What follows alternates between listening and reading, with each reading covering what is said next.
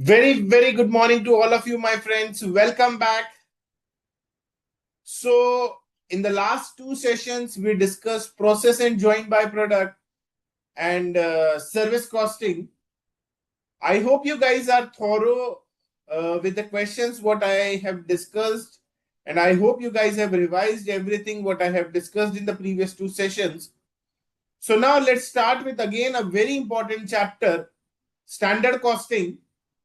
Since this is the revisionary classes, so I'll be winding up this chapter today only, since only one session is allocated, and that is more than sufficient for standard costing.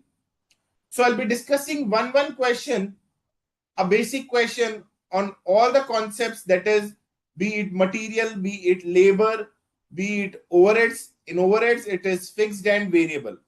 So on every part, I'll be discussing a question wherein I'll be discussing the concepts, how these formulas are derived, and how to write the solutions in exams. So let's start with the first part, that is calculation of material variances. I'll be discussing this with the help of a question, a random question I'll be taking for better understanding of the concepts.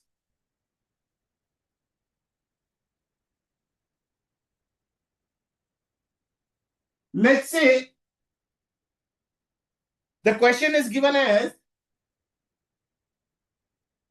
the budgeted data is given wherein, let's say, two types of raw material is used to manufacture a product A and B.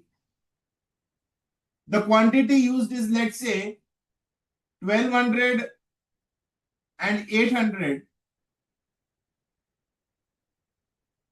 The total inputs will be how much? 2000. Normal loss is, let's say, 20% of input. So the normal loss will be 1400 and will be getting an output of 1600. So this is the budgeted data given. Let's, 1 second.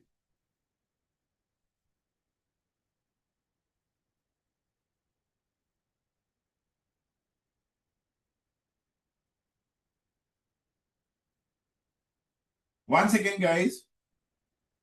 So this is the budgeted data given, wherein to manufacture 160 units of a product, two types of raw material are required, A and B.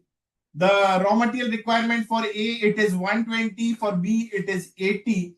The inputs are 200, the normal loss will be 40, and the output what we'll be getting is 160. When talking about the price, let's say the price at which we will purchase A from the market, it is 5, and B, it will be 4. So this is the budgeted data given in the question. I repeat again, the budgeted data is given as for every 160 units, we have to use two types of raw material. A, it is 120, B, it is 80. The total input will be 200, the normal loss will be 40, and the output will be 160. So this is the budgeted data given for every 160 units of final output.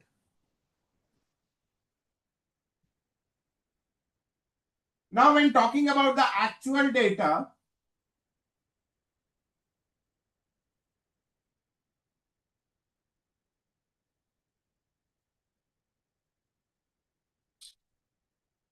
the actual quantity used for A was 1400.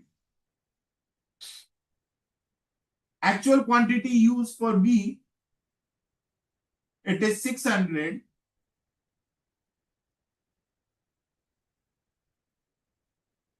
The total input was 2000. The normal loss was 600 and my output was 1400. When talking about the actual price, let's say actual price was 4 and 5. So this is the budgeted data given and this is the actual data given. When talking about budgeted data is given for every 160 units of output and actual data is given for 1400 units of output. The total actual cost is, for me, it is 6 into 5, 3,000.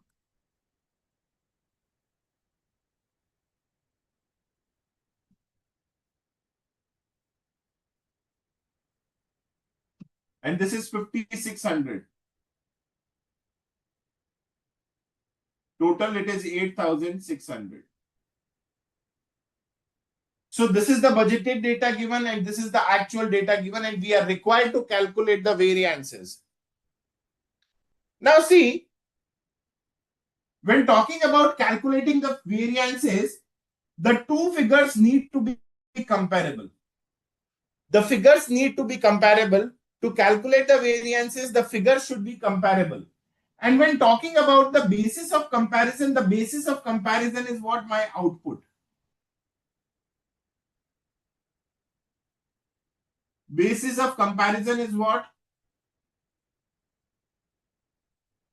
My output. When talking about the basis of comparison should be output.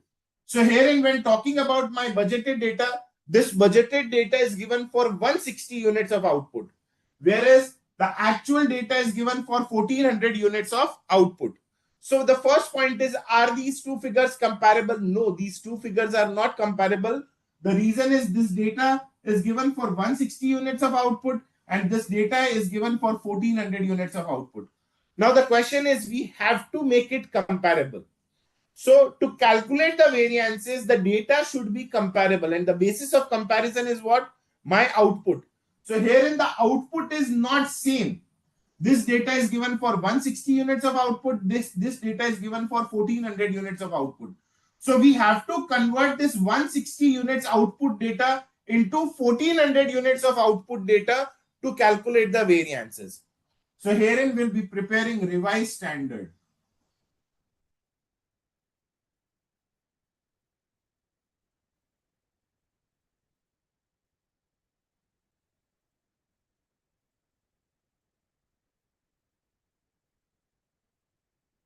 Herein we'll be preparing revised standard.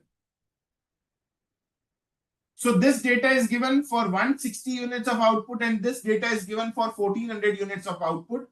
So we have to convert this 160 units data into 1400 units of data. So let's prepare revised standard for A.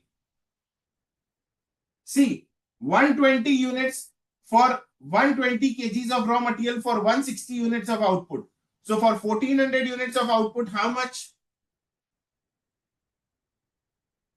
So 120 is for 160 units. So for 1400 units, how much it will be?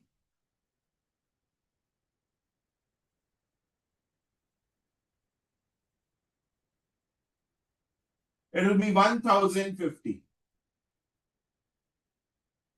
Similarly, for B also, it is 80 units are 80 kgs raw material we are using for 160 units of output. So for 1400 units of output, this is my output. So this will be 700. So when talking about the revised standard, that is the quantity that was supposed to be used to manufacture 1400 units, we should have used A, how much? 1050. B, how much? 700. The total input we were supposed to use is 1750 for output of 1400. And when talking about the price, what we have used, it is 5 and 4. So this is 2800. And this is 5250.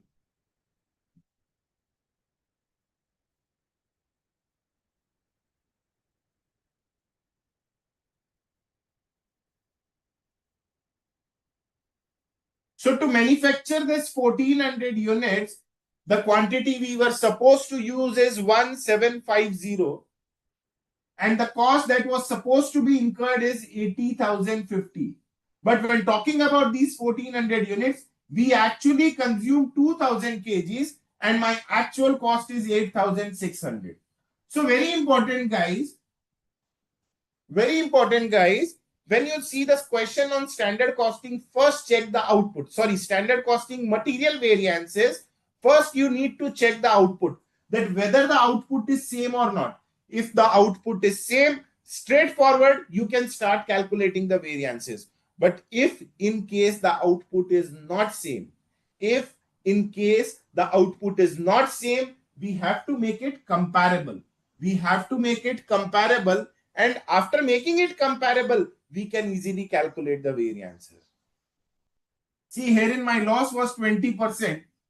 So 1750 into 20%, it is 350 will be the normal loss, and my output will be 1400. So while calculating material variances, the first point is check the output. If the output is same, you can straight away calculate the variances. But if the output is not same, we have to make it comparable by preparing revised standard. That is 120 kgs for 160 units of output. So for 1400 units of output, how much? 1050. 80 kgs for 160 units of output. So for 1400 units of output, how much? 700. So now this is the master chart that is ready now, and we can easily calculate all the variances once this master chart is prepared. So when talking about material cost variance,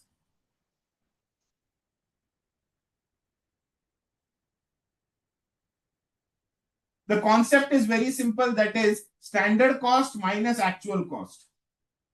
Standard cost is how much? 8050. My actual cost is how much? 8600. So how much extra cost we have incurred?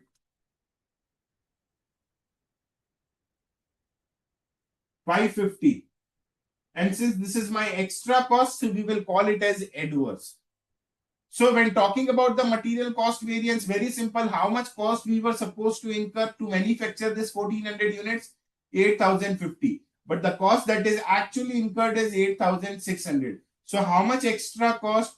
550 extra cost. Alternatively, we can also write it as 1050 should be the quantity at the rate 5 minus the quantity that is actually used is 1400 at the rate 4. Similarly, for B, 700 were supposed to be used at the rate 4, and actually we use 600 at the rate 5.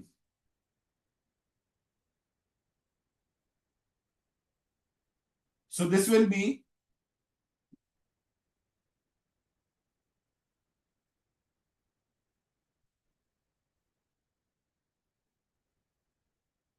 the total will be 550 adverse. So there are two ways to calculate material cost variance. Either you can calculate it separately for A and B, that is 1050 at the rate 5 minus 1400 at the rate 4. So in short, 5250 minus 5600. Alternative for B, it is 700 into 4 minus 600 into 5. So 2800 minus 3000, that is 200. If you guys have any doubts till now, you guys can please post your queries. Anyone with any doubts or queries? Yes, Manivanan, Anurag, Yaman, Gulika.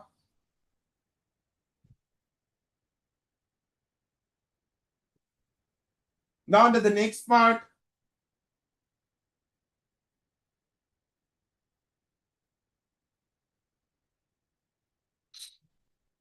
So when talking about the next variance, what we do calculate, it is material price variance.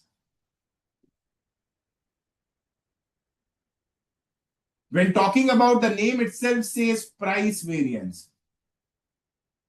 So it talks about the difference in price, that how much price we were supposed to pay and the price we have actually paid.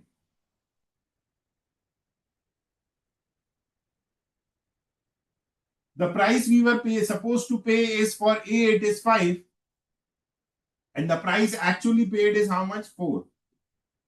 Similarly, for B also, the price we were supposed to pay is 4. And the price what we have actually paid is 5. Now, we'll be taking the actual quantity, because again, the price variance is dependent upon the quantity actually purchased. So herein, very important point, To calculate material price variance, we'll be taking the actual quantity, that is 1400 and 600. I have discussed this part in detail, that why I have taken actual quantity in the regular session, because for standard costing I have taken 4 sessions.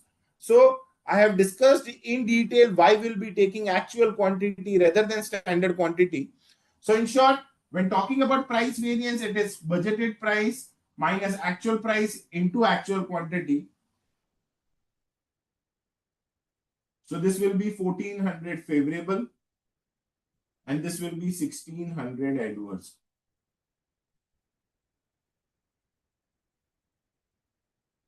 So net it will be 800 favorable.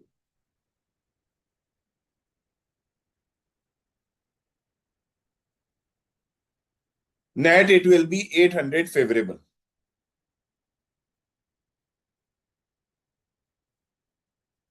Because the price is less, the actual price is less than the standard price, that's why it is favorable. And herein the standard price, while comparing with the actual price paid is more. So since it's not good for the company, so that's why we are writing it as adverse. Now next is material usage variance.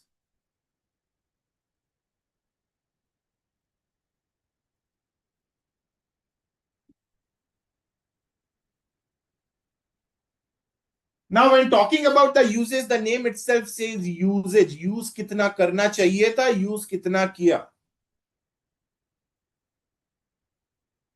We'll be calculating it for A and B separately. So for A, the quantity that was supposed to be used is 1050, but the quantity what we actually used is 1400.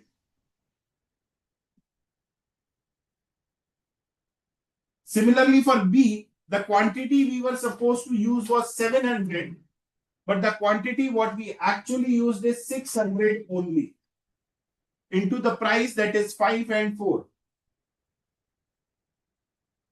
Herein we'll be taking the standard price because every variance is to be expressed in monetary terms. So herein we have to convert it in rupees, and for conversion we'll be using the standard price. The reason is why we are taking standard price. I have discussed all this in depth in the regular batch. So you can refer my regular batch since it is a revisionary classes. So just for your reference, again I repeat, for usage variance, the quantity that was supposed to be used minus the quantity that is actually used into my standard price. So herein, why I have taken actual quantity here and why I am taking standard price here, I have already discussed in detail in my regular batch. So 1050 minus 1400 into 5. So that is 1750 adverse. And this is 400 favorable.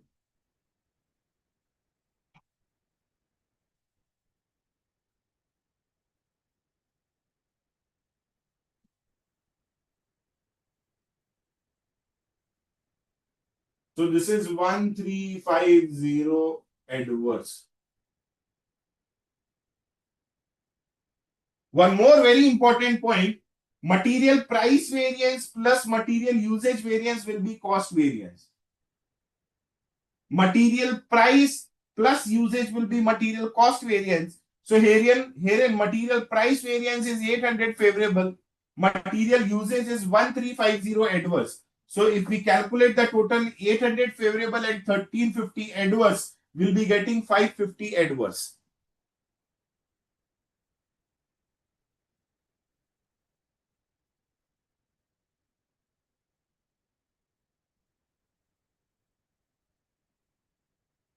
Yes, material variance is basically the difference in consumption or usage of raw material. Anurag.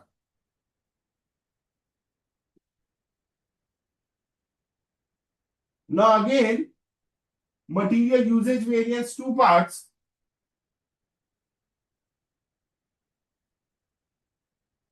Material mix variance and material yield variance.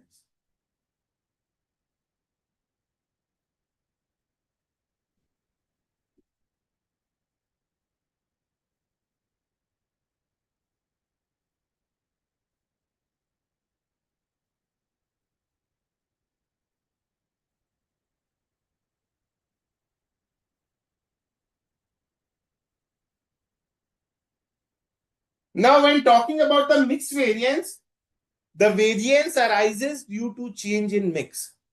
So what was my budgeted mix? 120 is to 80. Whereas what is my actual mix? 1400 is to 600. So, or we can say 12 is to 8 and 14 is to 6. So this variance arises due to change in our mix.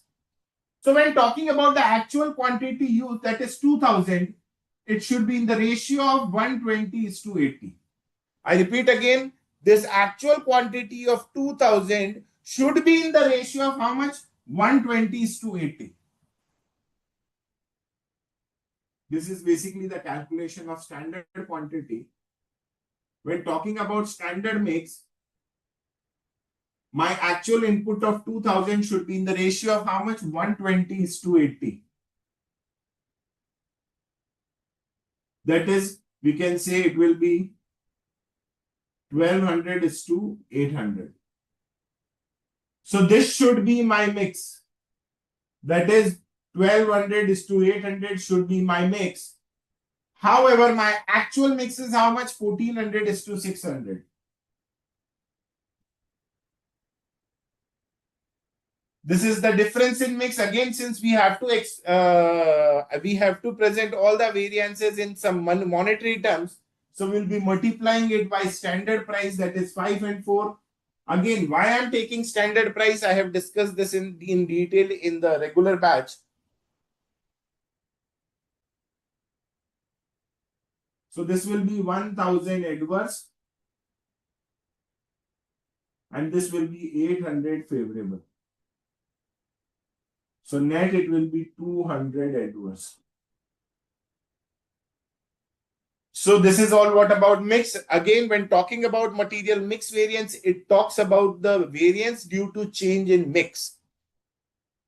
Generally, most of the student makes the mistake here itself, here only, wherein they are not being able to calculate the mix. So very important, guys, when talking about the calculation of mix, very simple, guys, you have to take the total inputs. That is the actual input. And the actual input is to be distributed in the ratio of standard mix. That is, if there are 2 raw materials, then it should be in the ratio of this. If there are 3 raw materials, then again you have to follow the standard mix ratio. Again, these various material mix and yield will be calculated when we are using 2 or more than 2 quantity of raw material.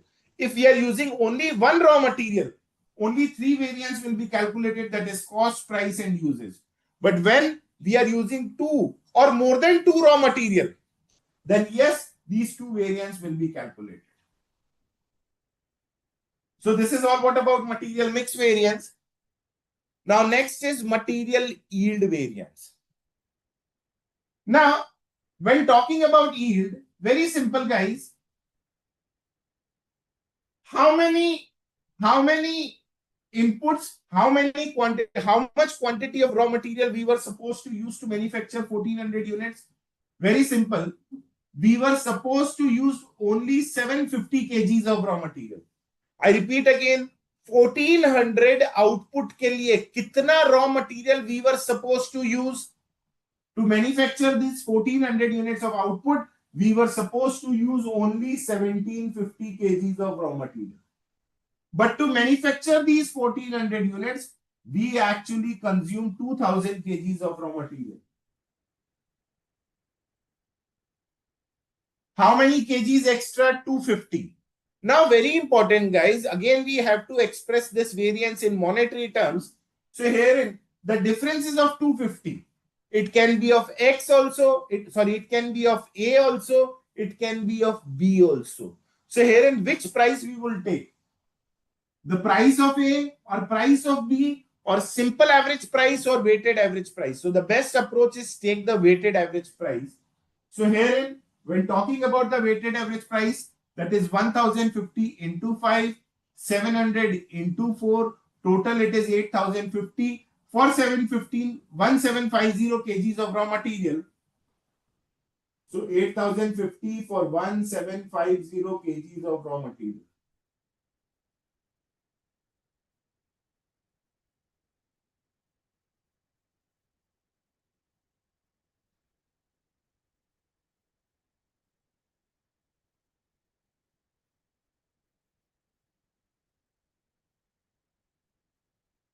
So this will be 1150.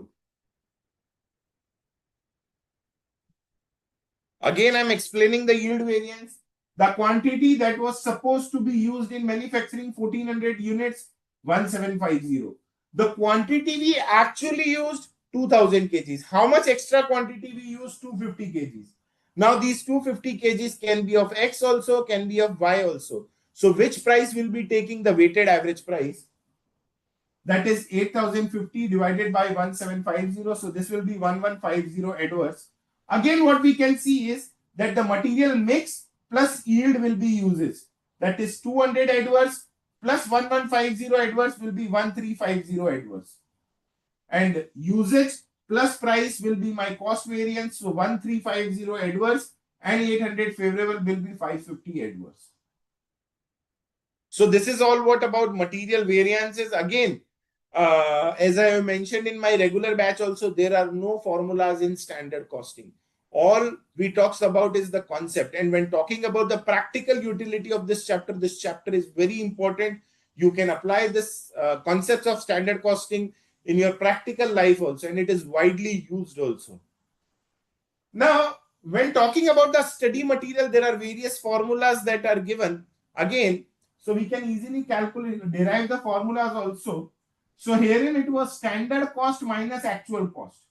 Standard cost means what? Standard quantity into standard price minus actual quantity into actual price. Standard quantity into standard price minus actual quantity into actual price. Again, when talking about price variance, it is standard price minus actual price into actual quantity. Standard price minus actual price into actual quantity. When talking about usage variance, the quantity that was supposed to be used is standard quantity.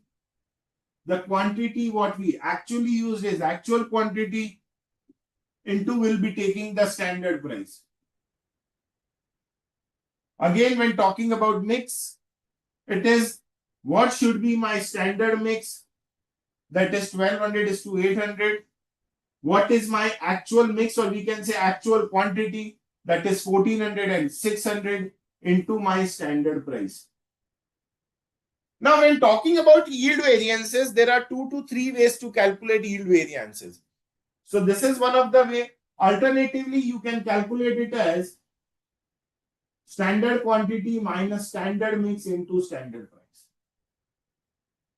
So this is all what about material variances. If you guys have any doubts or queries, you guys can please post your queries.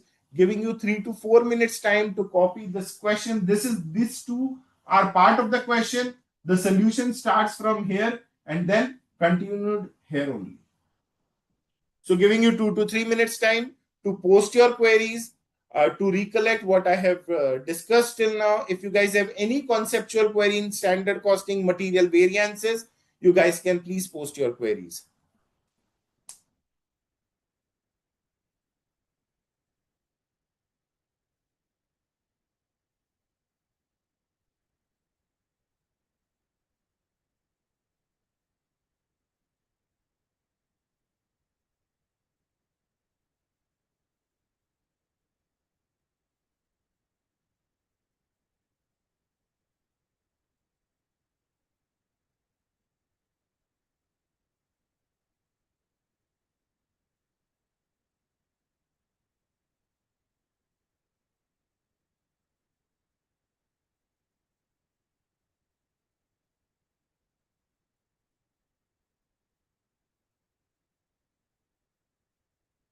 Yes, Yaman, Gulika, Manivanan, Anurag, those who are watching over portal or those who are watching over YouTube, anyone having any doubts or queries?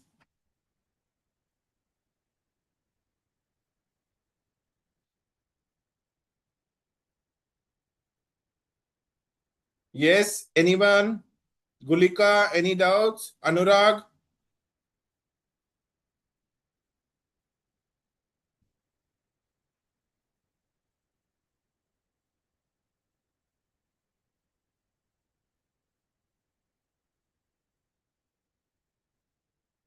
I request you guys to copy the solution and the question. This you can solve it again when you are revising it for the exams.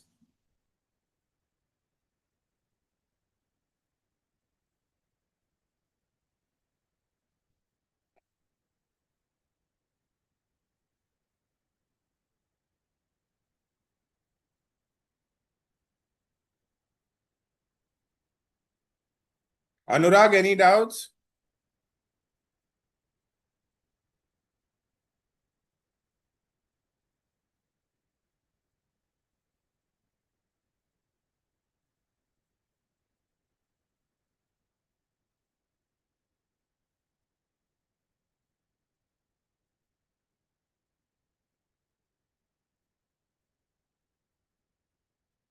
I'm not getting what you want to say, Anurag. Can you please, repost your query in detail?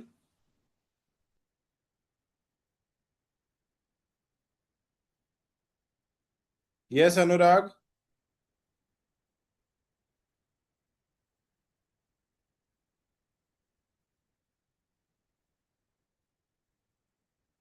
So, guys, the key is that focus on the concepts rather than applying formulas. The concepts I have discussed in detail in my regular batch. Because, see, if the questions are straight away, you can apply formulas. But if the question are on the trickier side and if the question is relating to missing figure, trust me, this formula won't work. So focus on the concepts. Try to practice as many as possible questions. There are variety of questions given in study material, past practice manual, RTPs, MTPs. Again, if you are thorough with the concept, you can easily solve any question. So practice is the key. And again, instead of memorizing formulas, better focus on the concepts. Yes, Anurag, can you please repost your query?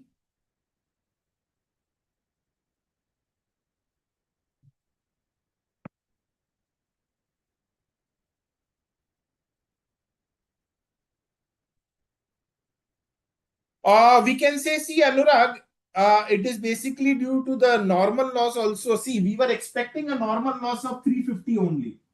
For manufacturing 1400 units, we were expecting a loss of 350 units only. But the actual loss was 600. So, yes, we can say it can be due to wrong processing or wastage of raw material or theft of raw material by whatever name called. So ultimately, it's a loss to the company because how much output you are getting from input, that is what yield variances say. Yield variance say.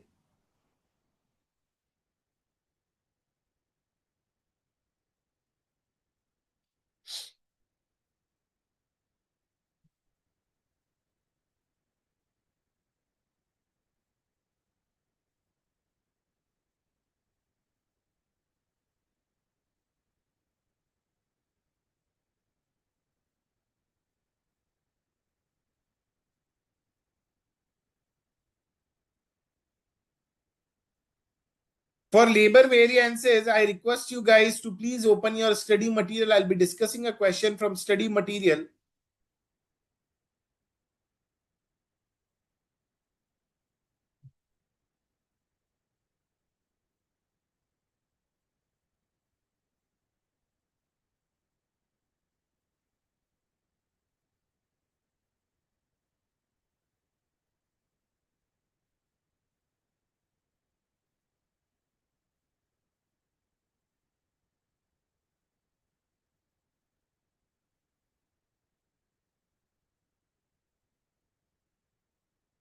I'll be discussing a question from study material. I request you guys to open your study material and please check.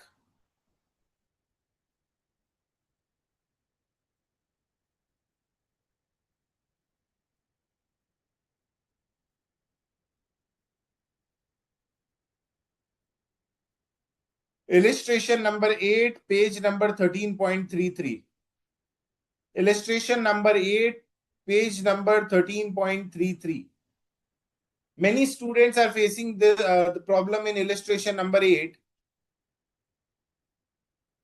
I request you guys to open your study material. Illustration number 8, page number 13.33.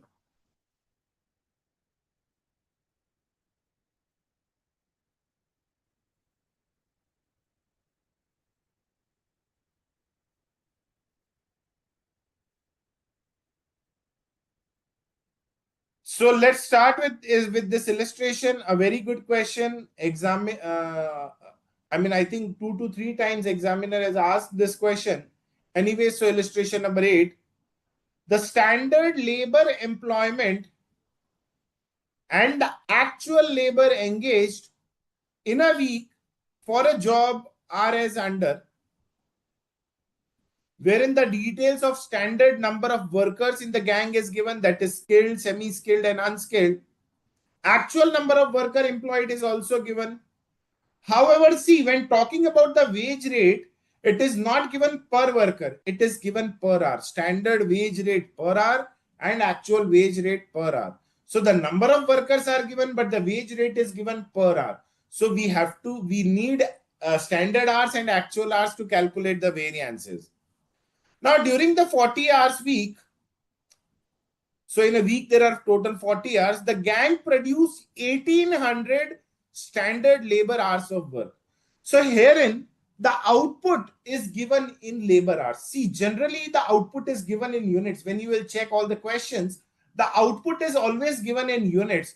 But this is a unique question wherein the output is given in hours.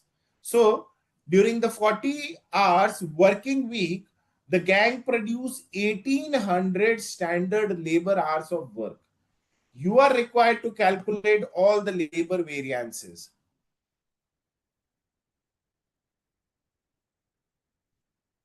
So let's start with this question, illustration number 8 of the study material.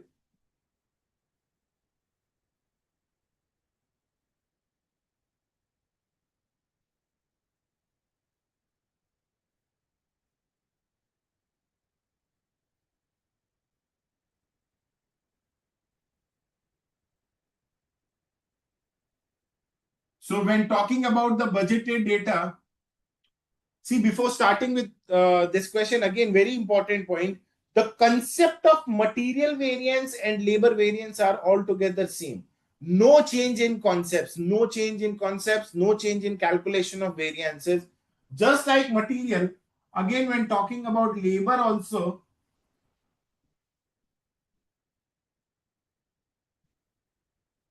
one second, guys.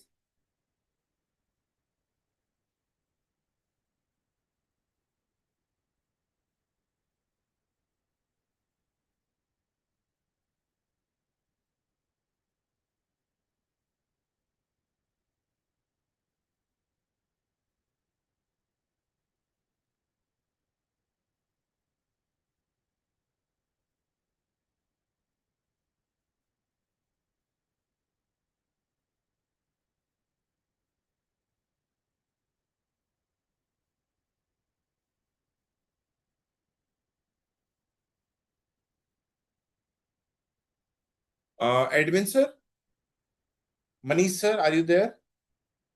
The board is visible and letters are big. I mean, letters are easily. Okay, okay, no problem.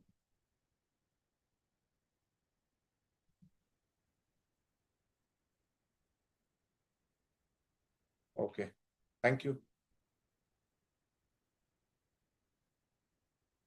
So just like material in labor also, the basis of comparison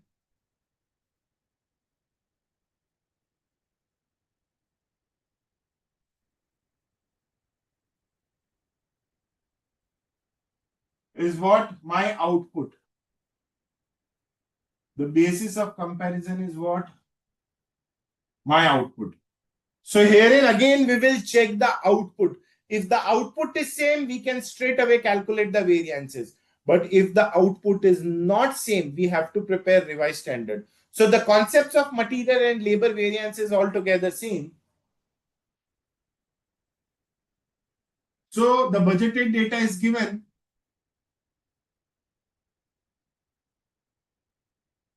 So total 3 types of workers are there: skilled, semi-skilled, and unskilled. When talking about the hours, see, there are total 32 workers, and when talking about the hours, it is 40 hours in a week.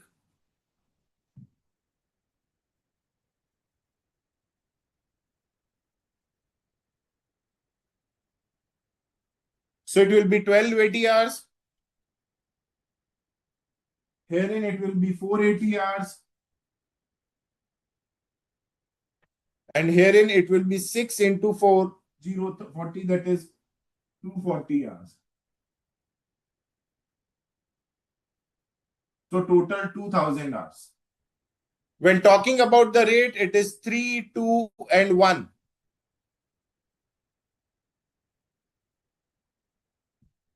So this is the budgetary data given. Again, when talking about the actual data is also given.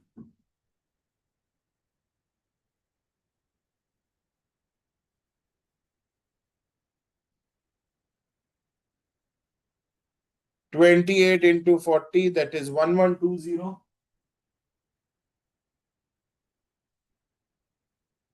The actual number of workers, that is semi-skilled workers, it is 18. So 18 into 40, it will be 720.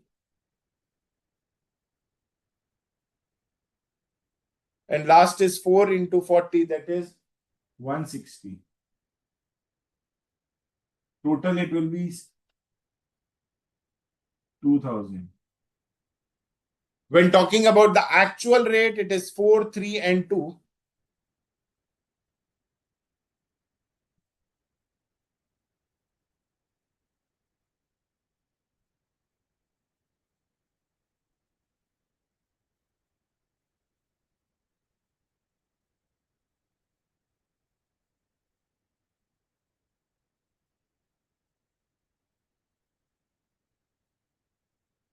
So the actual cost will be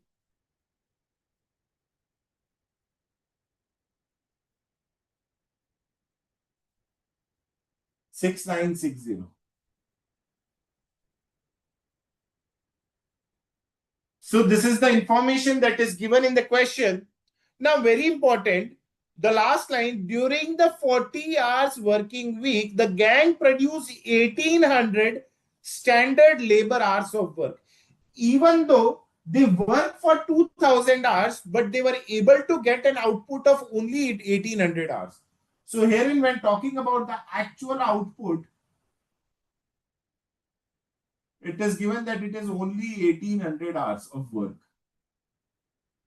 Generally, the output is given in units, be it material based question or labor based question. The output is generally given in units, but this is a unique question wherein the output is given in hours. Even though they work for 2000 hours, but they were able to generate an output of only 1800 hours. So again, these two figures are not comparable because the budgeted output is 2000, whereas the actual output is of 1800 hours only. So herein we have to prepare the revised standard.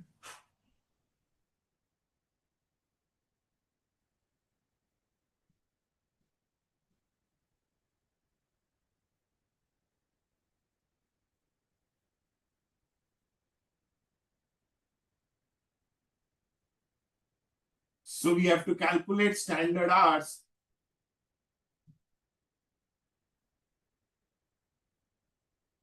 for skilled, semi-skilled, and unskilled.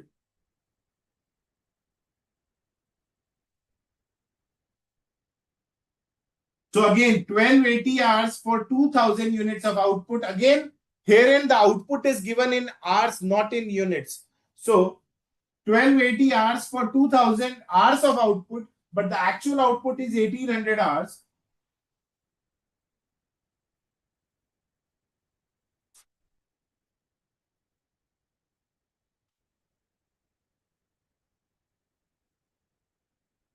Semi-skilled also same, 480 for 2000 hours of output. So for 1800 hours of output, how much? And unskilled also the same way, wherein 240 for 2000 hours of output. So for 1800 hours of output, how much?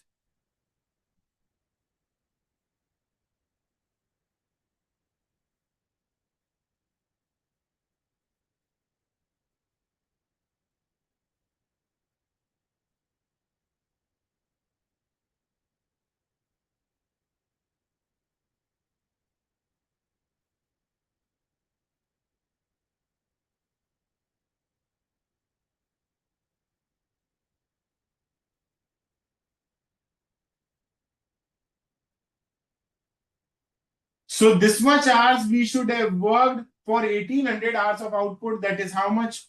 1152 for skilled, 432 for semi-skilled, and 216 for unskilled. So 1800 hours we should have worked for 1800 hours of output, and the price we were supposed to pay is 3, 2, and 1. So this will be 216, this will be 864.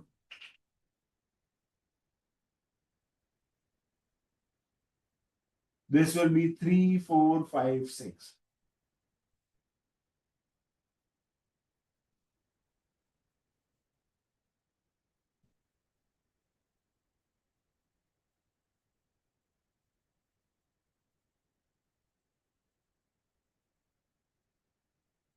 So again, just like material variance, I have prepared the master chart for calculating the labor variances also.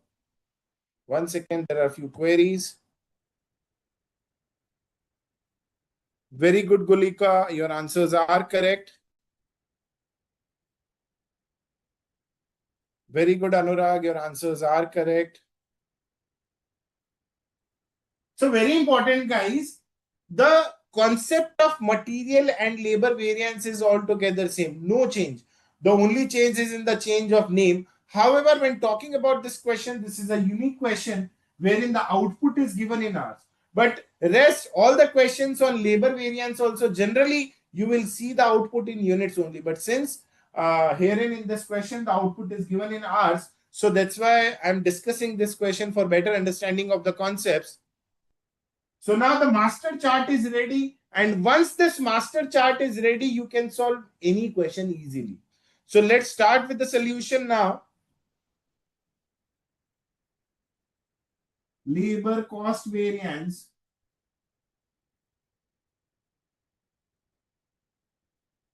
When talking about labor cost variance, again same, standard labor cost minus actual labor cost.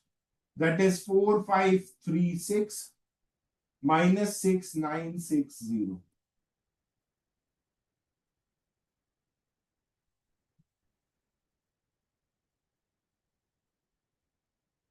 So this will be 2424 adverse.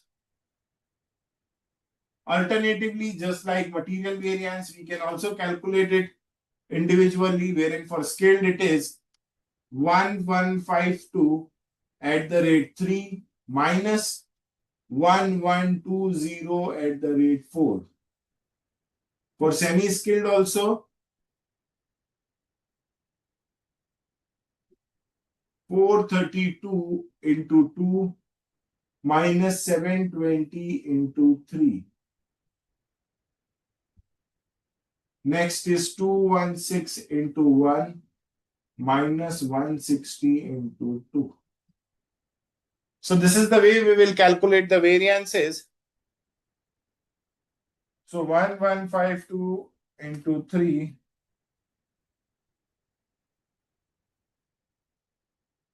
minus 1120 into 4.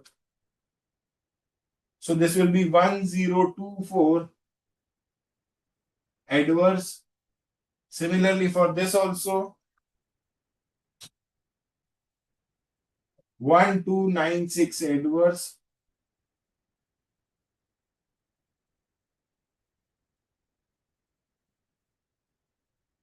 This will be 104 favorable.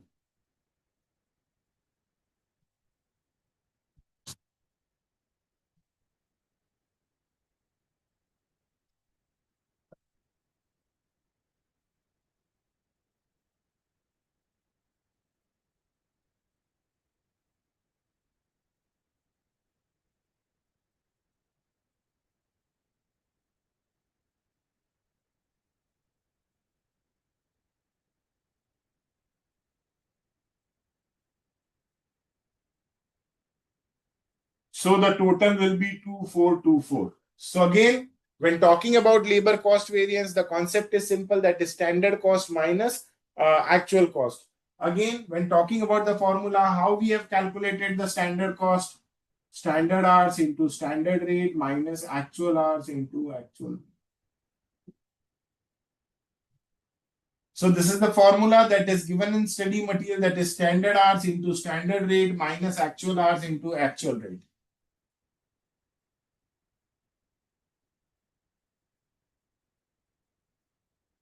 Now herein in material, we used to calculate material price variance, but in labor, it will be labor rate variance.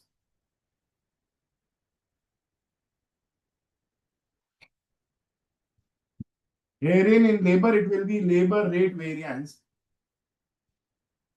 So skilled, semi-skilled and unskilled. In the same way, just we have calculated the material price variance. So the rate should be 3 minus the actual rate is 4 into the actual quantity in material, and in labor it will be actual hours. So 1120. Similarly, in semi-skilled also, the rate we were supposed to pay is 2. The rate we actually paid is 3 into the actual hours, that is 720.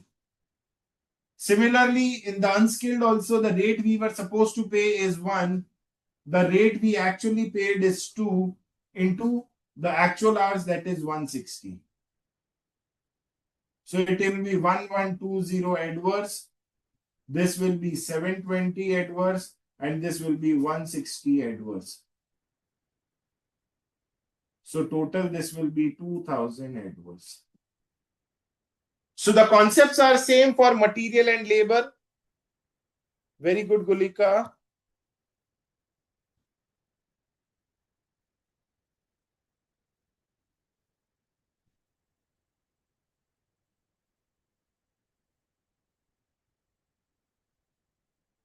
Yes, Anurag, it is adverse only.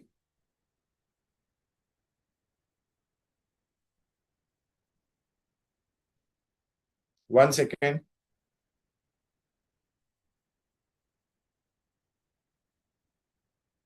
Again, the concept is simple. The standard rate minus actual rate into actual hour.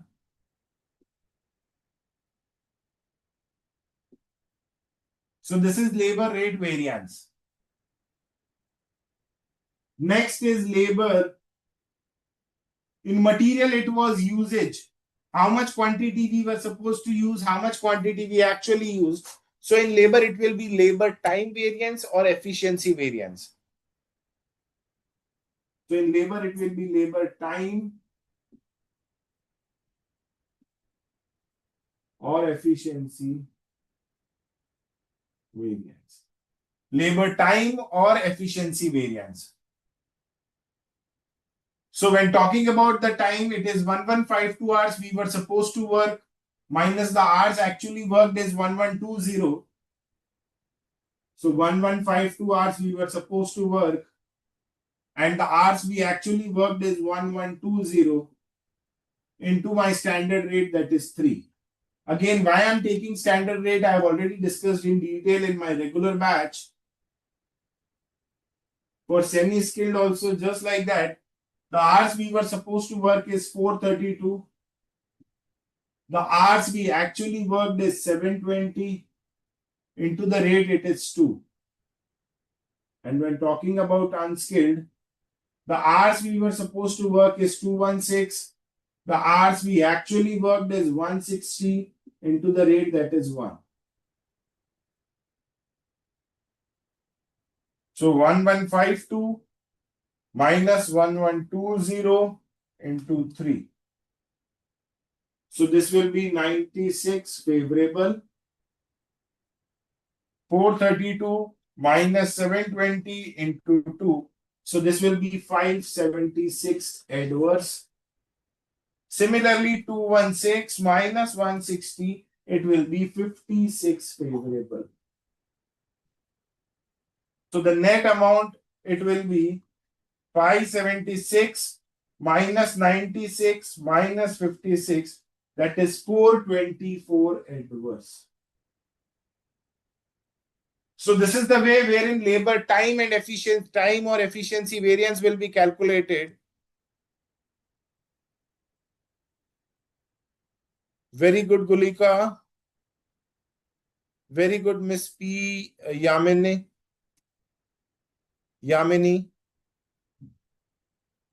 So this is the way this variance will be calculated. Again, very simple. Just like in material, it was price plus usage is equals to cost. So in labor also, it will be rate plus time or efficiency variance will be equal to cost. So labor rate plus labor time will be equal to labor cost variance. I hope this part is clear to all. Anyone having any doubts or queries, you guys can please post. Giving you 2 minutes time to copy everything. Thereafter, we'll be discussing the next part, that is mix and yield. So whatever the queries you have till now, you guys can please post.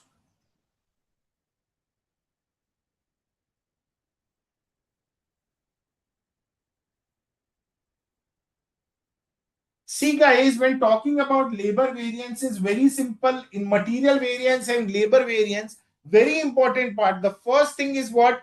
You have to prepare this master chart. That is the budgeted information that is given in the question, the actual information that is given in the question. Now, the first step is to write these two. Now, second step is what? Second step is to check. Second step in material and labor is what? To check the output. To check the output. If output is same, we can straight away calculate the variances. But if the output is not same, we will prepare revised standard. So the third thing is what? If output is not same, prepare revised standard.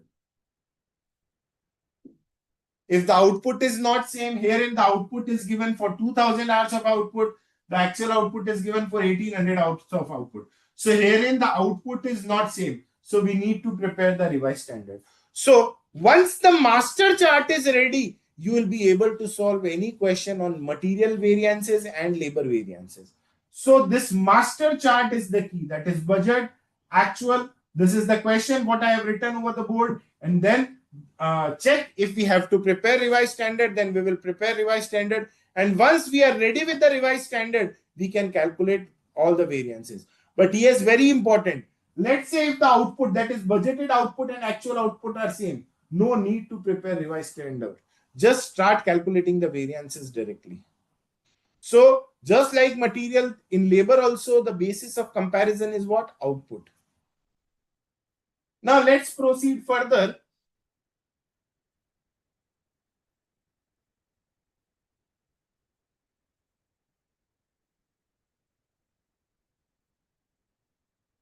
Let's proceed further.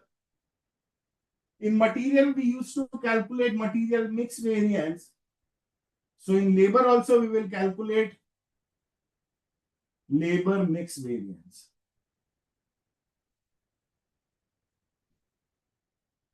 Again, when talking about mix, the budgeted mix was in the ratio of 1280:480:240.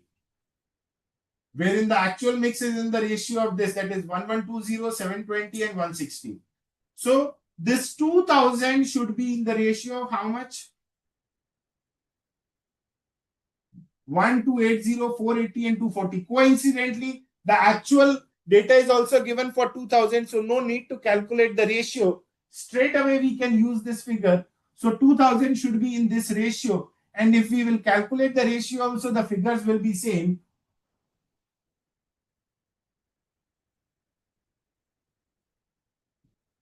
So it should be in the ratio of 1280:480:240. I'm not calculating the ratio because the total of this 3 is also 2000. Minus my actual ratio is how much? 1120, 720, 160. Suppose if the actual input is 4000, then yes, we have to distribute 4000 in this 3 ratios. But the actual input and the total of this 3 is 2000 only. So I'm taking these figures directly. Again, it's a copy paste of what we have discussed in material. So we'll multiply it by 3, 2, and 1.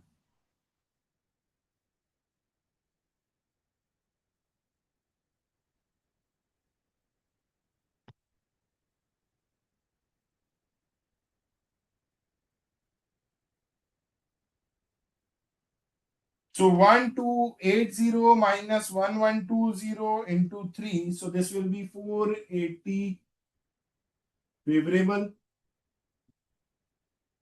480 minus 720 into 2.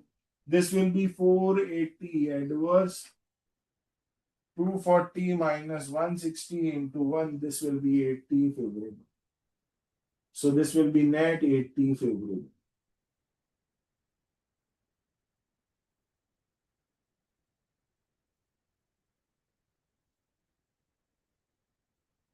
Now the last part, in material, we used to calculate material yield variance.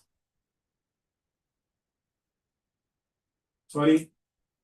In material, we used to calculate material, so it will be labor yield.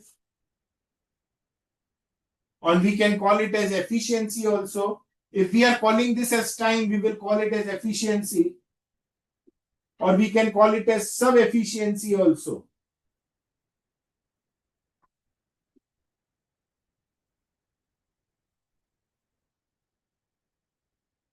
Now, just the same way, this 1800 units of output should be generated in how many hours? This 1800 is my output. The work should have been done in 1800 hours. But to get the work done of 1800 hours, we actually consumed how many hours? 2000 hours. So the work was supposed to be completed in 1800 hours, but the work was completed actually in 2000 hours. To get an 1800 hours of output, we were supposed to work for only 1800 hours. But we actually work for 2000 hours to get 1800 hours of output. Into again same, the weighted average rate, that is 4536 divided by 1800.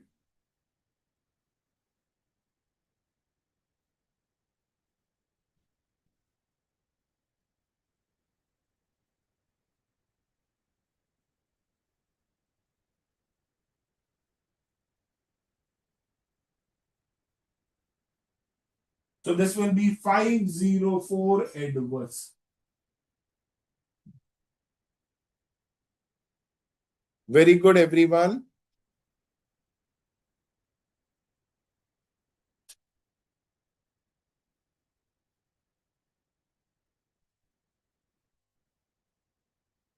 So again, just like material, again the labor rate plus time will be equal to cost.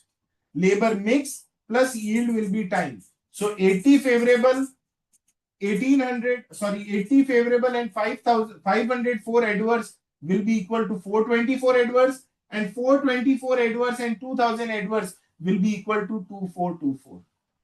So this is the key. Again, mix plus yield will be time, time plus rate will be cost. If you guys have any doubts in the labor variance, you guys can please post your query.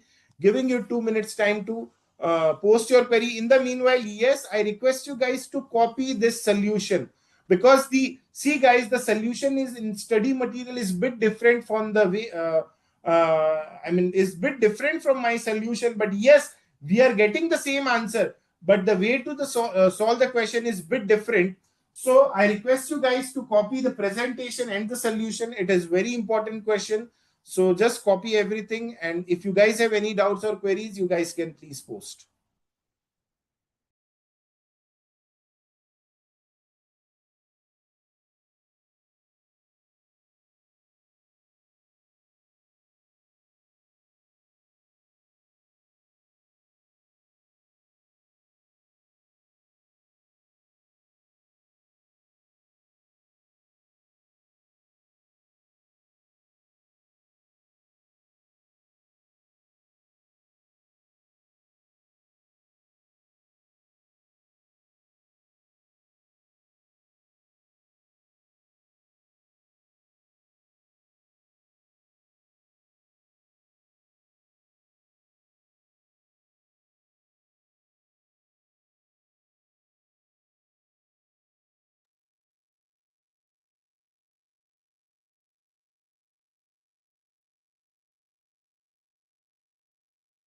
The way to solve the question is bit different from the study material. The presentation is different.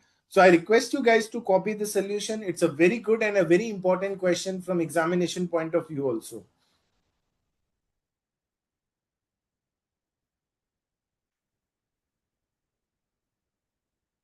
Yes, Yamini, Gulika, Anurag, Manivanan, anyone having any doubts?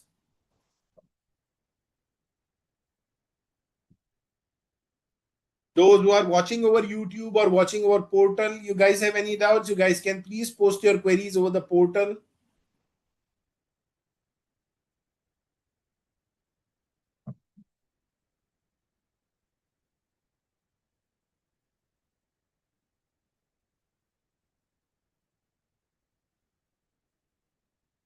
Yes, Gulika, Yamini, Anurag, anyone having any doubts?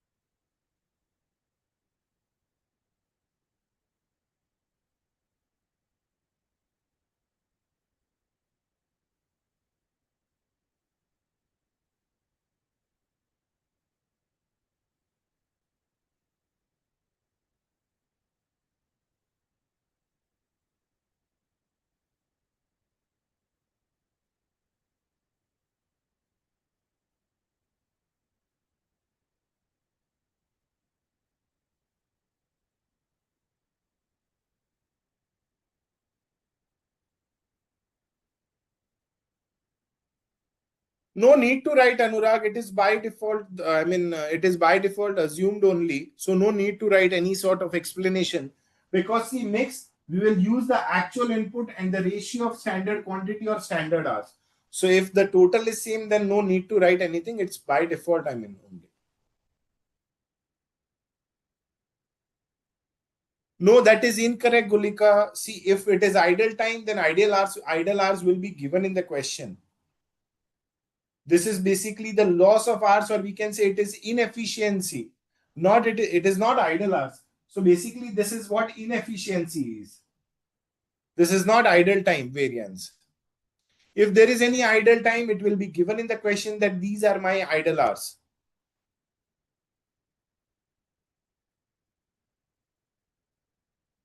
So no need to do anything unless and until it is mentioned in the question. So I repeat again, this 200 hours, this 200 hour is what my inefficiency, not idle time.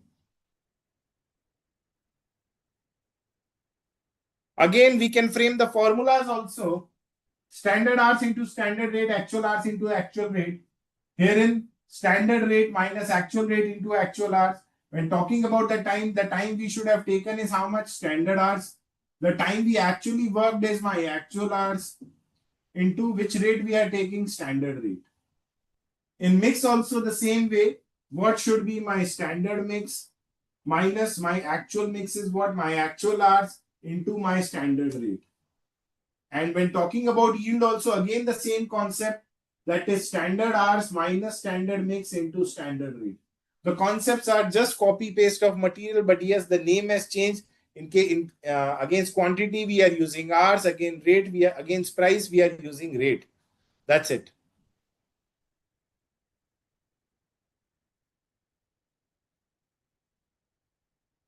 So the key in material and labor variance is the preparation of the master chart. Once the master chart is ready, you can solve any question. Let's prepare the master chart for one more question. Illustration number 6. I request you guys to please open illustration number 6.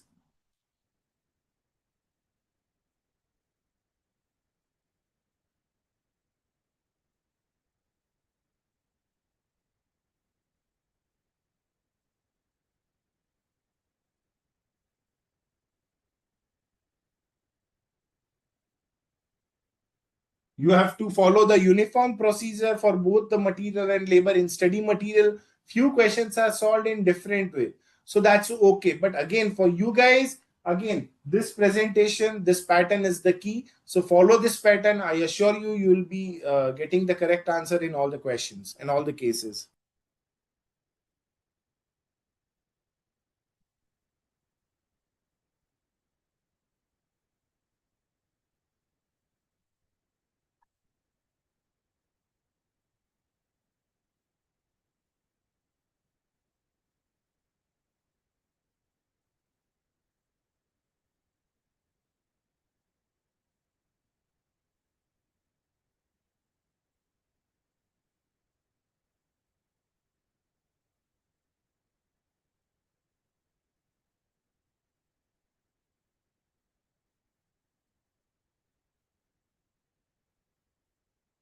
So let's start with illustration number 6 of the study material, wherein the standard output of a product EXE is 25 units per hour.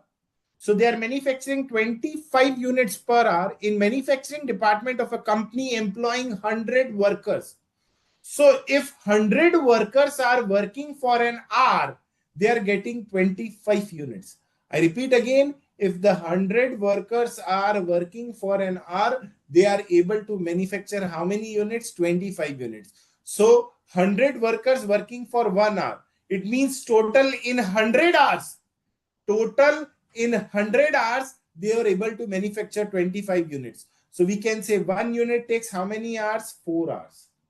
So in short, the standard data is given that 4 hours are required to manufacture 1 unit and the wage rate is 6 per hour. So this is the budgeted data given in the question,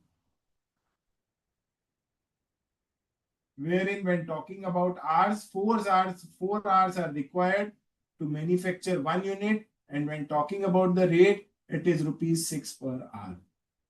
This is the budgeted data that is given. Now, in a 42 hours week,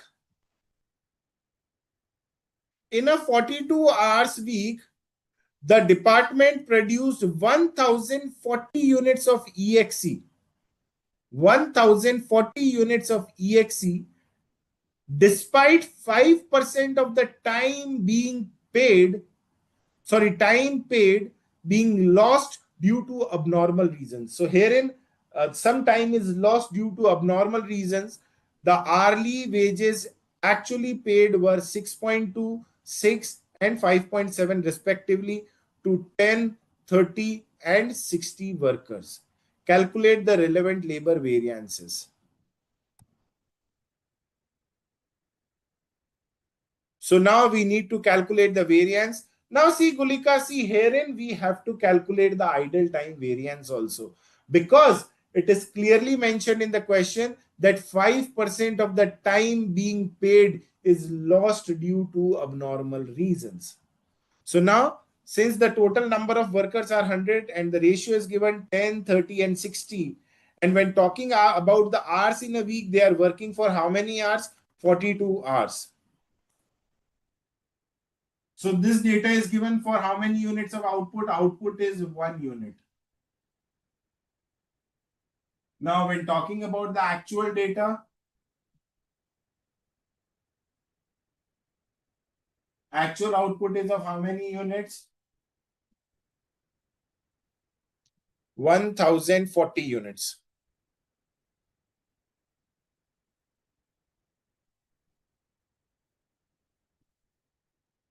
Now, when talking about the hours and rate, there are 3 types of workers. So the workers who are working, the workers who are working were paid 6.2, 6, and 5.7. 6.2, 6, and 5.7.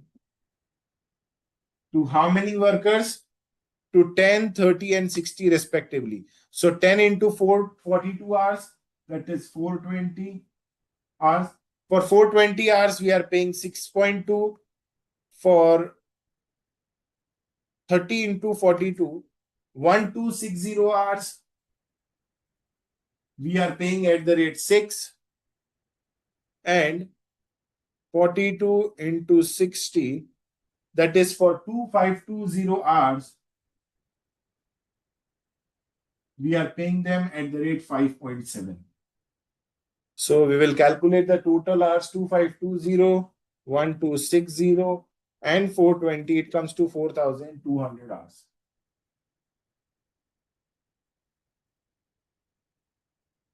Again, we will calculate the total amount also, that is 420 into 6.2.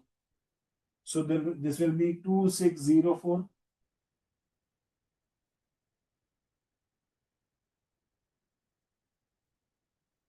One two six zero into 6. This will be 7560. And 2520 into 5.7, 14364.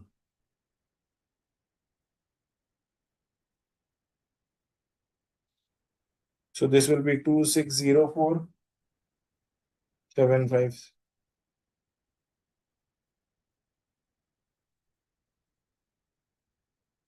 Now, when talking about these hours, what are these hours?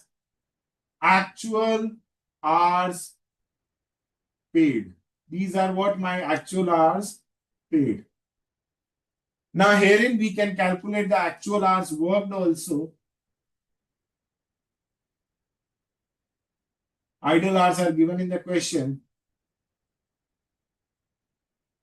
So we'll get the actual hours worked also.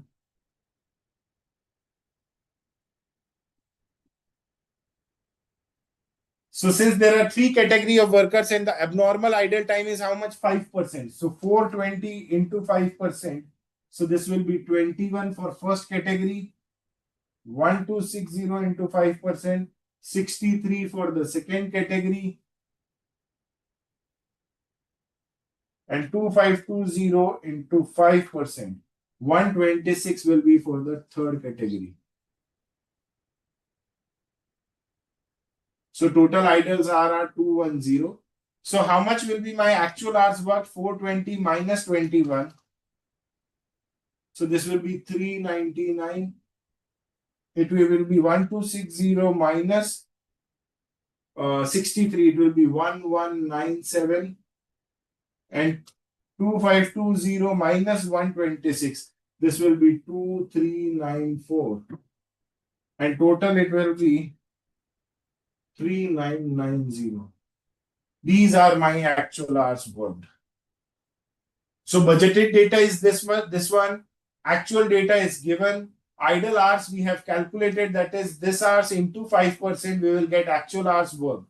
Now, again, the budgeted data is given for 1 unit of output and actual data is given for 1040 units of output.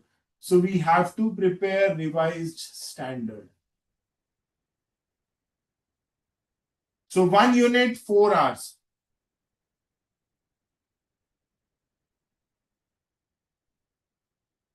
1 unit, 4 hours. So 1040 units, how many hours? 4160 hours into 6.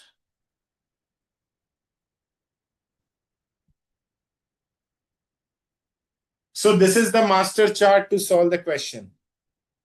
If you guys have any doubts in this part, you guys can please post your queries.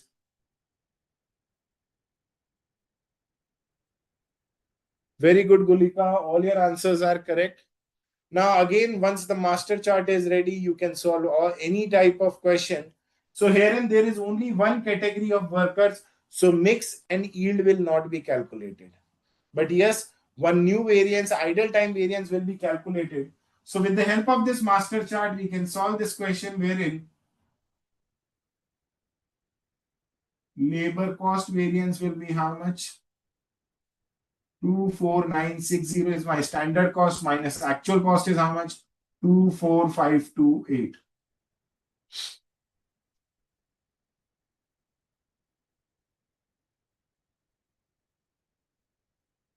So this will be 432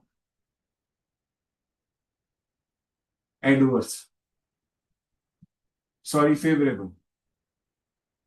24 because my budgeted cost is more than my actual cost. My actual cost is less than my standard cost. So that's why this will be favorable.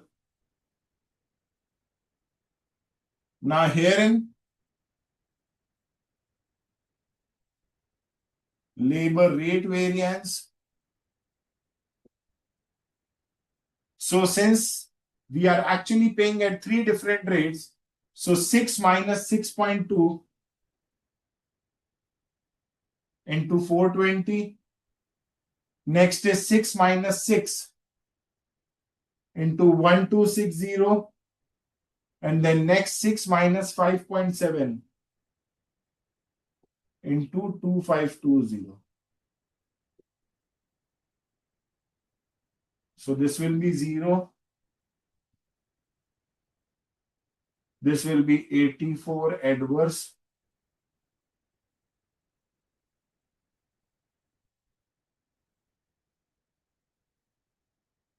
This will be 756 favorable.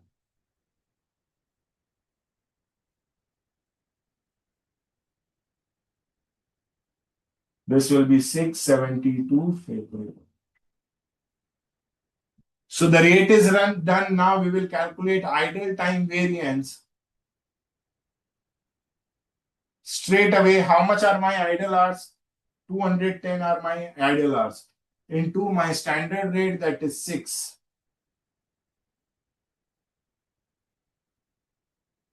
This will be 1260 adverse. Now next is labor time variance.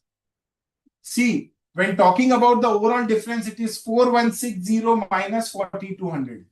Of this total difference, 210 is already eliminated here. So for labor time variance, we will be comparing these hours with this hours. So the total difference, I repeat again, it is 4160 minus 4200. So of this difference, the difference of 210 is already eliminated here. So now for time variance, we'll be using standard hours minus the actual hours worked. So 4160 hours we were supposed to work, but we actually work for 3990 hours only into my standard rate, that is 6.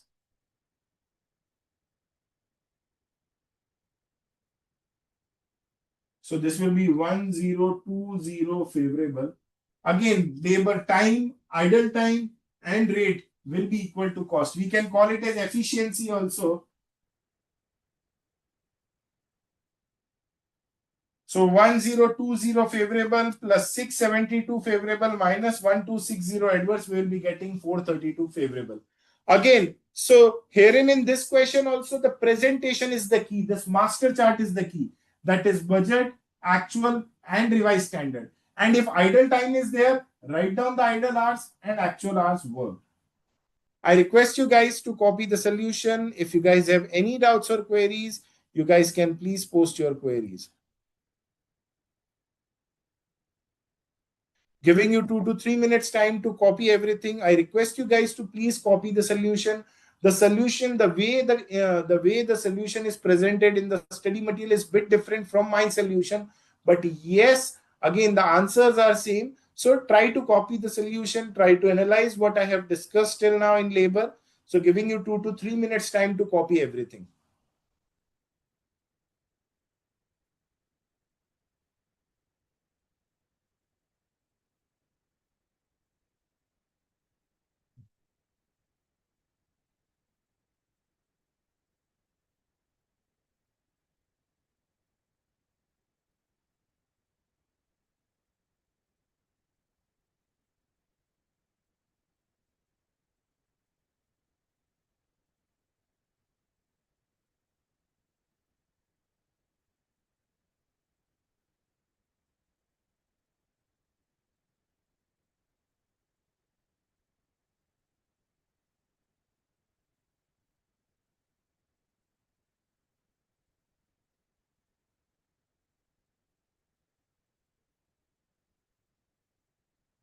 Anyone else with any doubts or queries?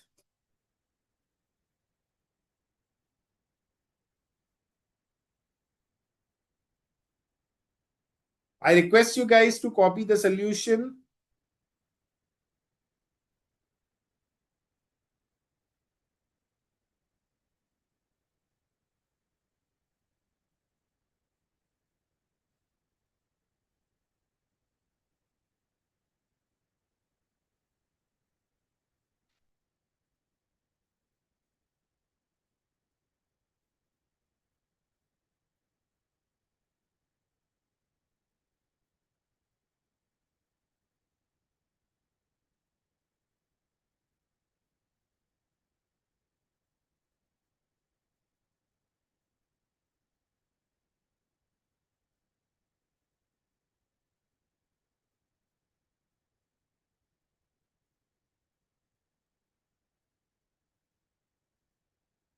We are done with material and labor variances. If you guys have any doubts in material and labor variances, you guys can please post your queries.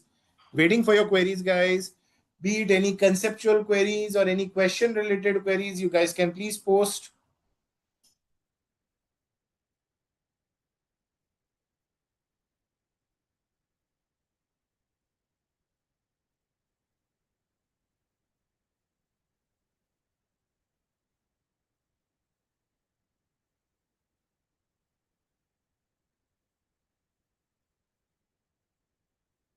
Yes, Yamini, any doubts? Gulika, Anurag, Manivanan.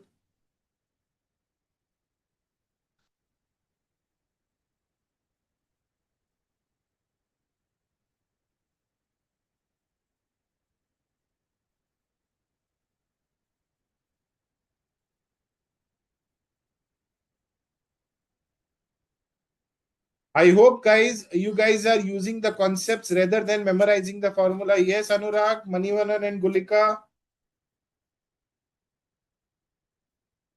See, guys, very important. Focus on the concepts rather than memorizing the formulas.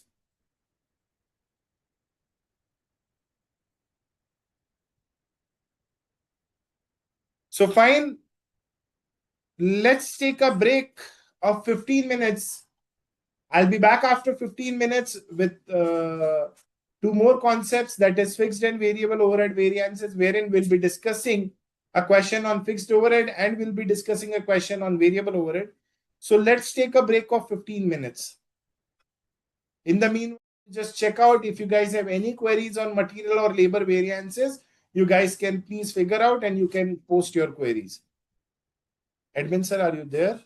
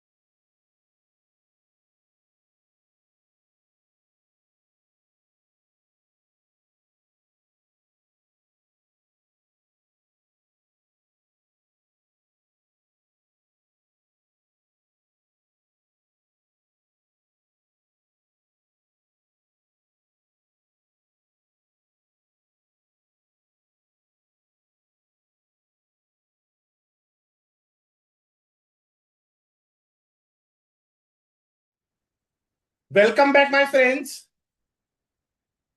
So we are done with material variances and labor variances. Now let's discuss one question on fixed overhead variance also. I'll be taking a question wherein we'll be covering all the concepts in detail. So I request you guys to open your study material only.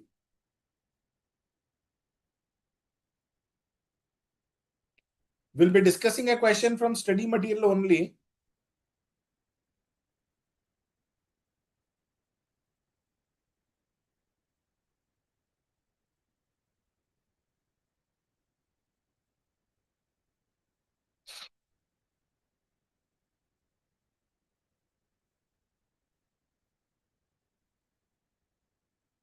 One second.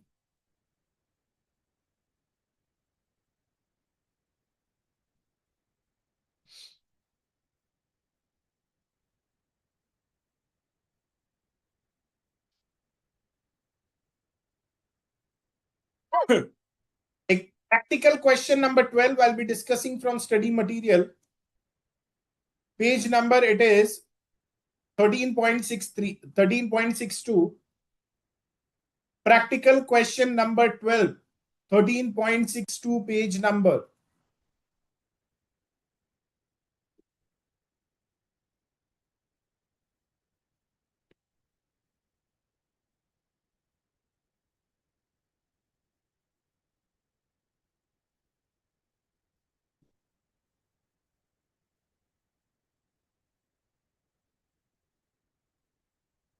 So let's start with this question, practical question number 12. The following data has been collected from the cost records of a unit for computing the various fixed overhead variances for a period wherein number of budgeted working days it is 25, budgeted man hours per day it is 6,000, output budgeted per man hour in units. So for every hour we are manufacturing 1 unit. Fixed overhead cost as budgeted it is 1,50,000. The actual number of working days are 27. The actual man hours per day it is 6,300. Actual output per man hour it is 0.9, and actual fixed overhead incurred it is 1,56,000. You are required to calculate all the fixed overhead variances. So let's start with practical question number 12 from the study material.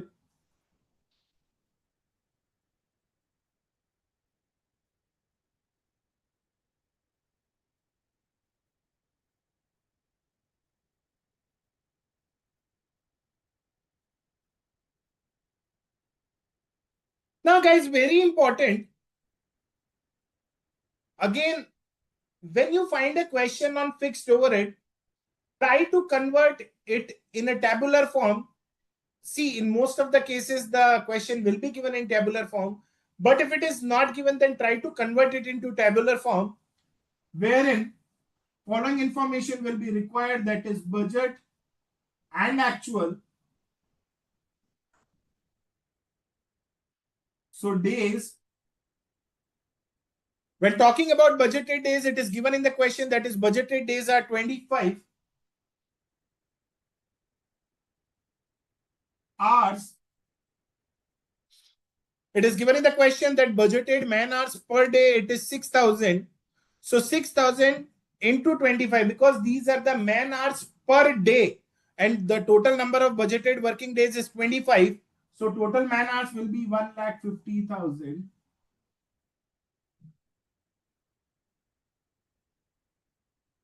The output is also given that the output budgeted per man hour. For every hour we are manufacturing 1 unit. So when talking about the units manufactured, it will be for every hour 1 unit is manufactured. So total units will be 1,50,000. And when talking about fixed overhead,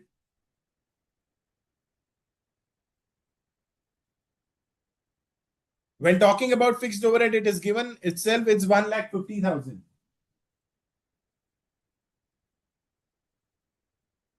This information is given in the question. One second, guys.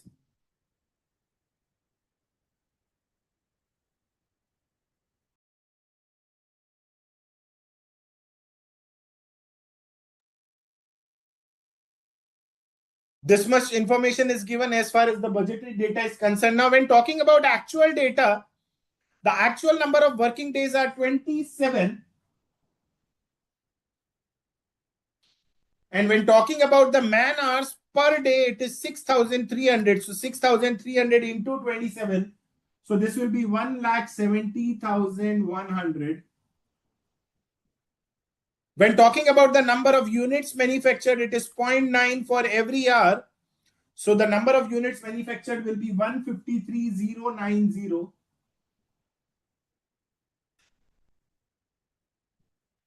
And the fixed overheads are given as 1,56,000.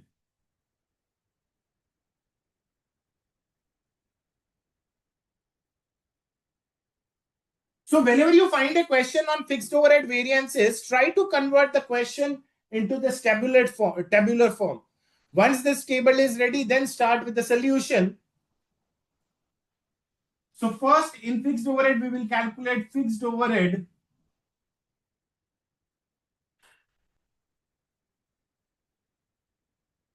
cost variance.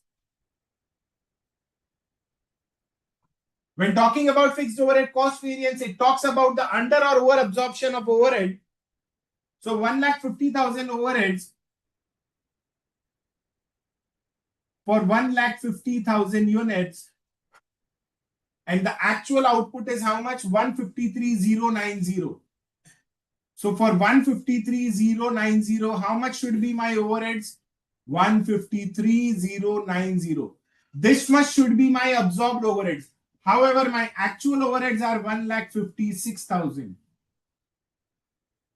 So we can say it is 2,910 adverse.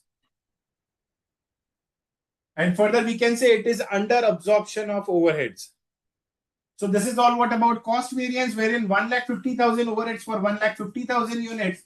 So for 153,090 units, how much should be my overhead? 153,090.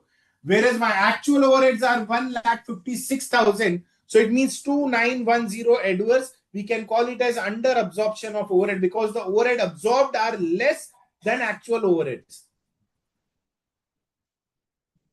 Now the next part.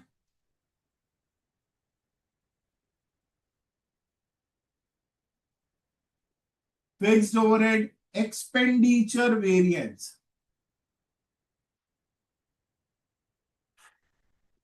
When talking about fixed overhead remain fixed at all the level of production. So while calculating expenditure variance straight away, how much is my budgeted overheads? 1,50,000. How much are my actual overheads? 1,56,000. How much extra we have incurred? 6,000. So we call it as adverse. So this is all what about fixed overhead expenditure variance. Now next is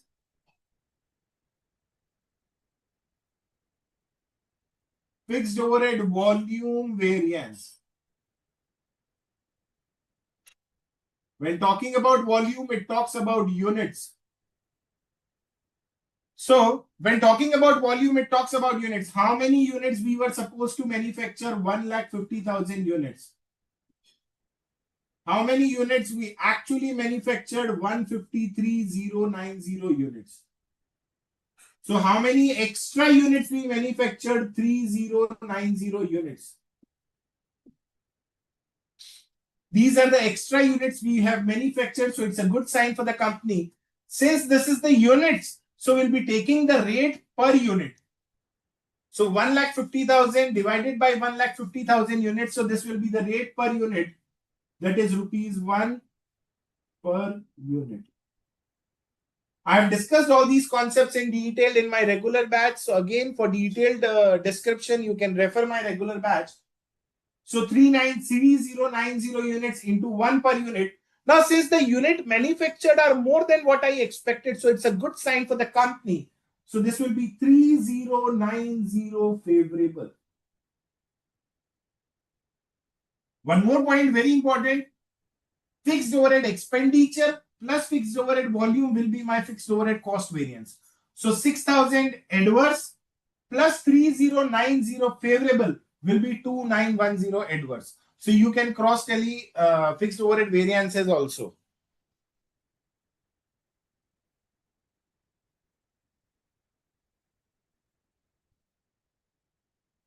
Very good, Anurag.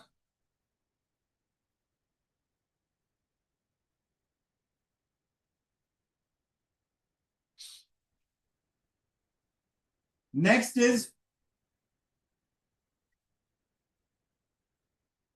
fixed overhead calendar variance.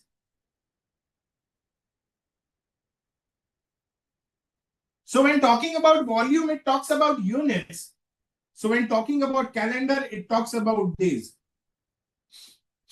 Now forget about the efficiency.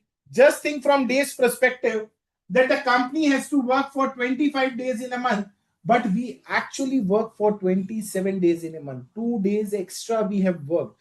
Again, forget about the inefficiency. But when talking about in calendar terms, we have worked for 2 extra days. So it's a good sign for the company. So 25 days we were supposed to work, but we worked for 27 days. 2 days extra we worked. Since these are the rates, so we'll be taking the rate per day. That is 1,50,000 are my overheads, and the budgeted days are 25. So my rate will be how much? 6,000. My rate will be how much? 6,000 per day.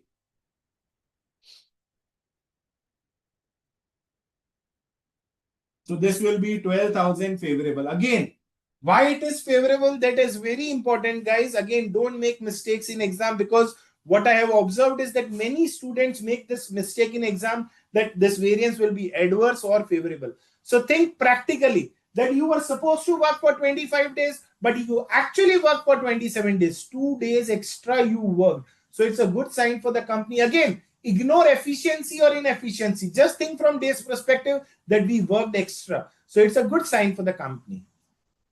So that's why this variance will be favorable. Now next is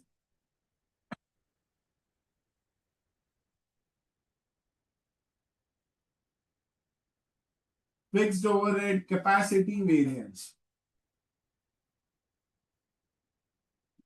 When talking about capacity, it talks about hours.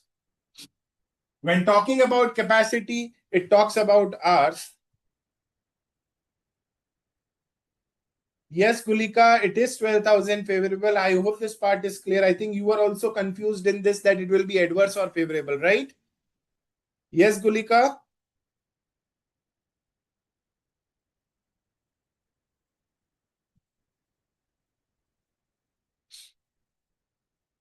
Okay, no worries. That's okay. In fact, I appreciate that you're just trying to solve the question along with me. So now, when talking about fixed overhead capacity variance, it talks about hours. See, straight away, hours are given in the question. But see, this 1,50,000 hours are in 25 days. And this 1,70,100 hours are in 27 days. So, herein, the differences of days also and hours also. So, in capacity variance, if the days are not same, we will give the impact of the days in capacity variance also. So, in short, I'm writing this explanation for your reference so that you guys can remember this. We have the capacity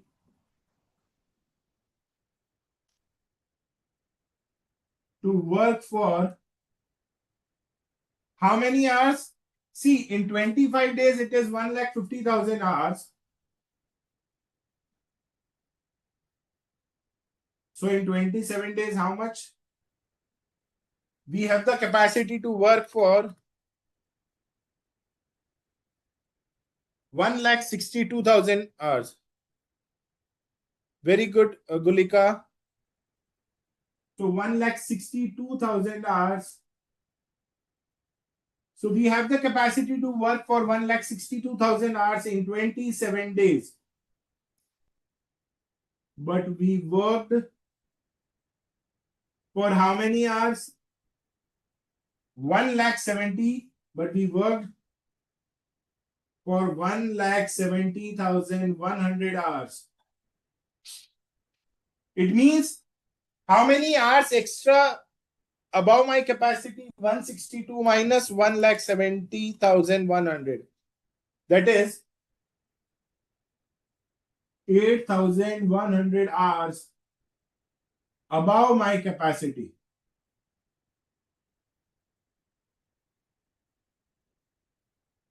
Therefore, this will be favorable. So we have the capacity to work for 1,62,000 hours in 27 days, but we work for 1,70,100 hours. That is 8,100 hours. 8,100 hours above my capacity. So 8,100 hours into the rate per hour, that is 1,50,000 divided by 1,50,000, that is 1 per hour. So therefore it will be 8,100 favorable. Again, very important, this variance will also be favorable. Generally, again, students make mistake. Most of the time, student makes mistake in capacity variance, followed by efficiency and then calendar. So this part is the key, guys. Don't make mistake. Very important, capacity variance. You have to give the impact of the days also. And you have to keep in mind that if we are working above our capacity, the variance will be favorable. And if we are working below our capacity, the variance will be adverse. See, budgeted days are 25, and if you are saying actual days are 25, then there will be no calendar variance at all, Anurag. Calendar variance kabhi hoga when there is difference in number of days. So if the budgeted days are 25 and actual days are also 25, how come calendar variance, my dear? Anyone with any other doubts or queries? Now, last but not least, it is fixed overhead.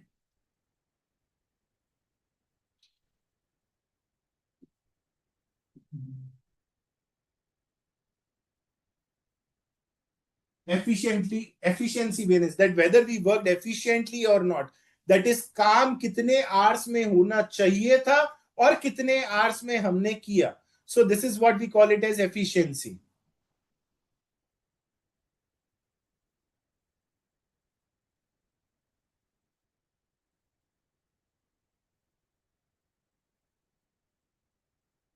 So when talking about efficiency, so 1,50,000 units, 1,50,000 hours.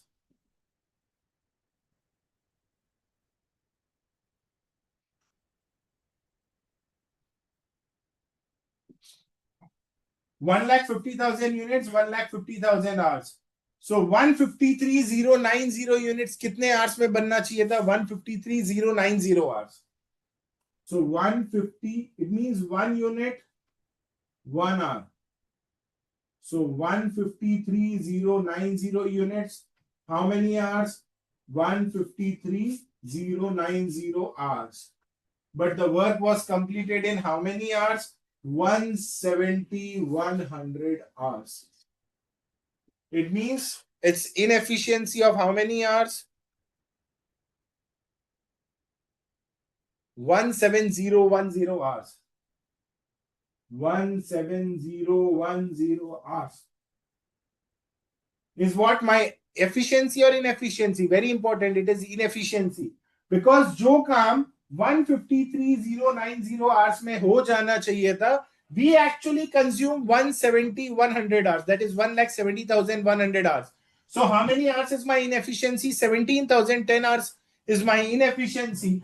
And when talking about the rate per hour, it is rupees 1 per hour. So it will be 17010 adverse. So again, you guys can cross tally. It is 12,000 favorable. It is 8,100 favorable. Minus 17,010 adverse. You will get the total 3,090 favorable. So very simple, guys. Calendar plus capacity plus efficiency will be volume. Volume plus expenditure will be cost. So this is how the question on fixed overhead need to be solved. Again, if the questions are straight away, you can apply formulas. But yes, if it is a missing figure question or if the questions are on the trickier side, you won't be able to apply formula. So instead of wasting your time in memorizing the formula, better understand the concept. For 1 or 2 questions, you'll find it a bit difficult. But trust me, once you solve 2 to 3 questions in writing, you will start feeling better, and you'll gain confidence, and thereafter you can solve any question with ease. So anyone having any doubts or queries, you guys can please post your queries. Those who want to copy the solution can please copy. Again, the presentation is the key. You guys can present the solution in this way also. The examiner is not going to deduct marks. Don't worry.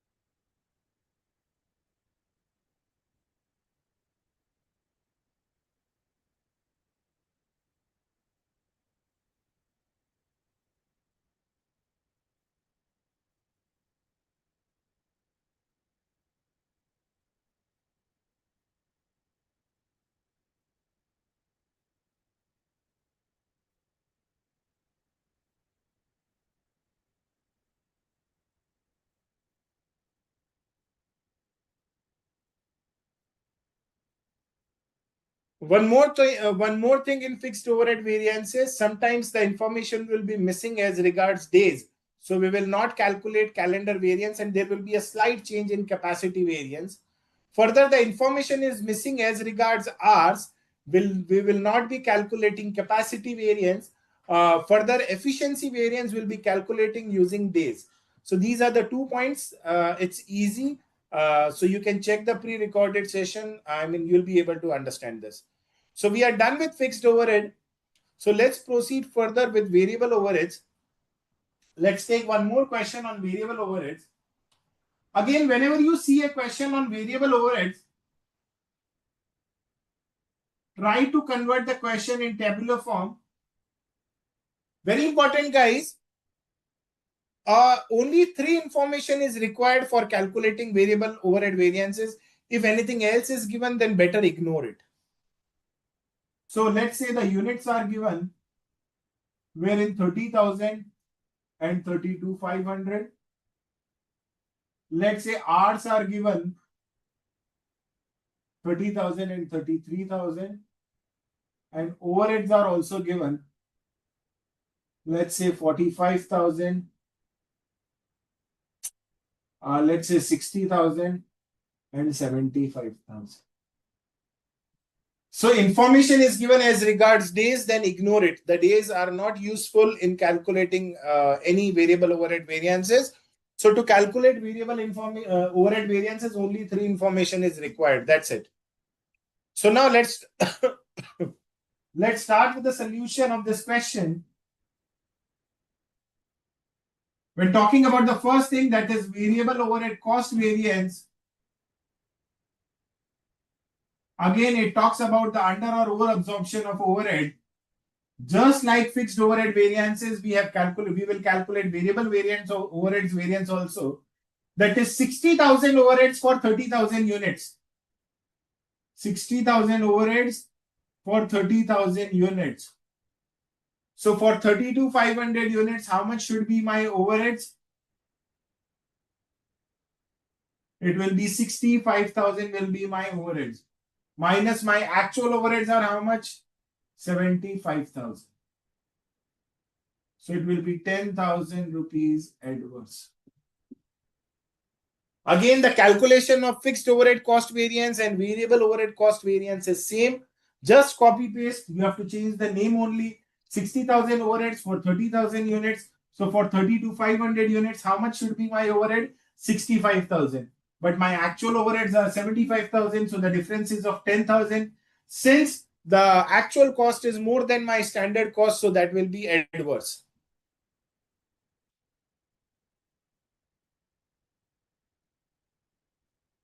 Next is variable overhead.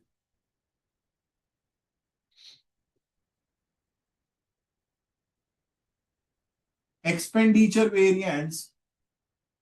Again, in fixed overhead variance, expenditure variance, we straight away deducted the budgeted fixed overhead minus actual fixed from actual fixed overhead. But herein, since it is variable overhead, the variable overhead keeps on changing. So 60,000 overheads for 30,000 hours. You have to give the impact of change in hours. So 60,000 overheads for how many hours? 30,000 hours. So for 33,000 hours, how much should be my overhead? 66,000 should be my overheads.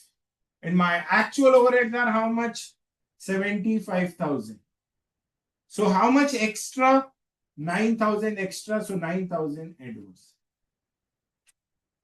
So this is the way you guys have to calculate variable overhead expenditure variance. I repeat again, very simple, 60,000 overheads for 30,000 hours. This is hours. 60,000 overheads for 30,000 hours. So for 33,000 hours, how much should be my overhead? 66,000. But my actual overheads are how much? 75,000. So how much extra? We can say it is 9,000 extra overheads. So it will be adverse. Now next is fixed variable overhead.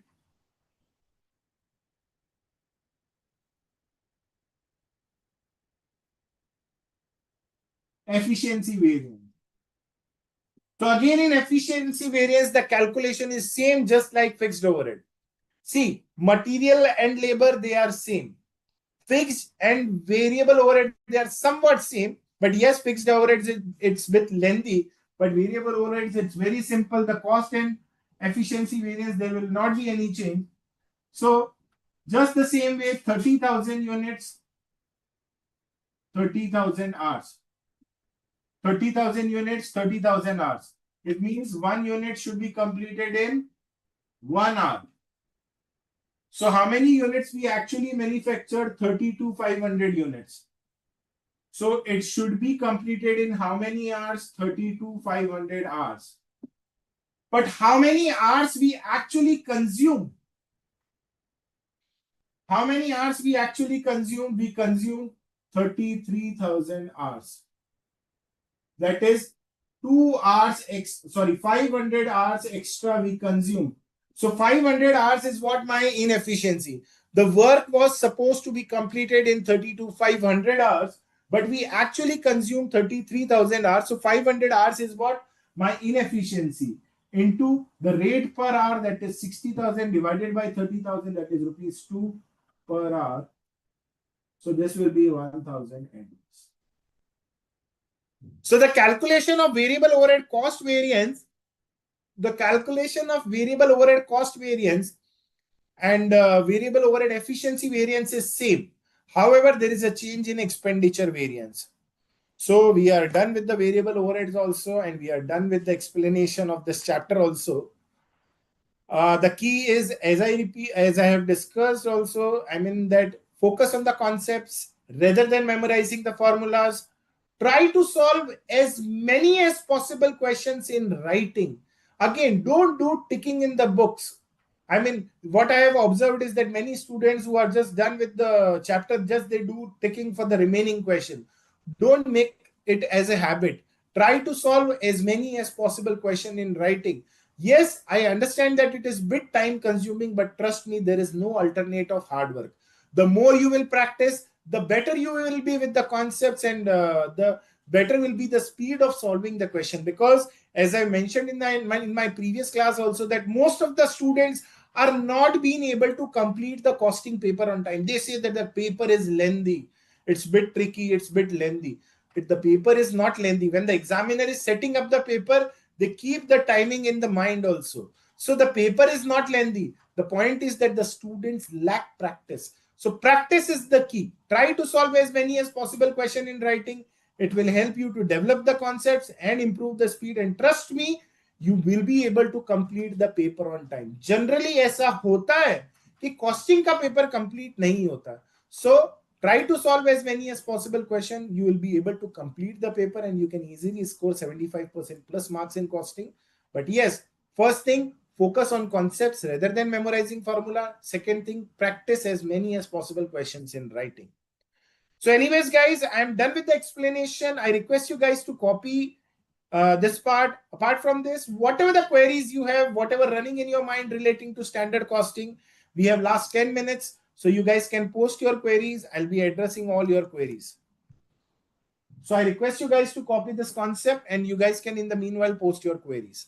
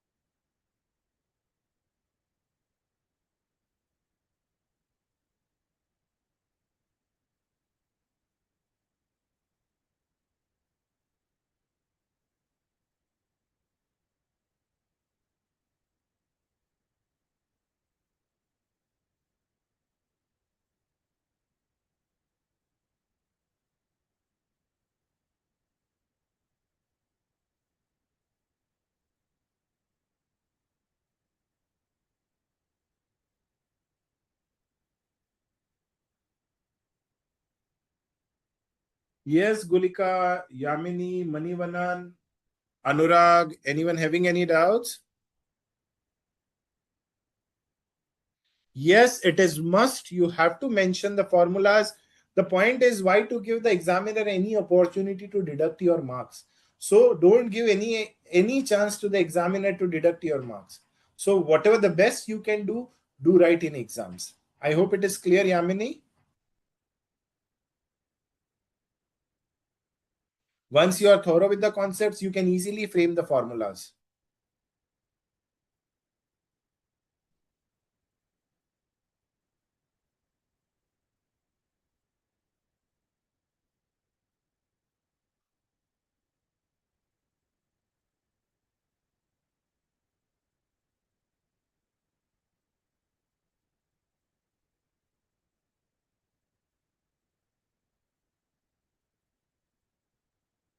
Anyone else with any doubts or queries? Any concept related queries?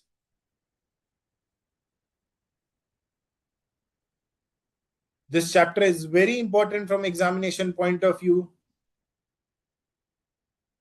This chapter is very important from examination point of view. You will find a question from standard costing in every attempt and the weightage is approx of 8 marks. And sometimes, what I've observed is that the students feel like if the missing figure question comes, the student feel like, oh, what is this and that. So focus on the concepts, try to solve the questions that are available in my regular batch. Also, I've discussed few questions on missing figure.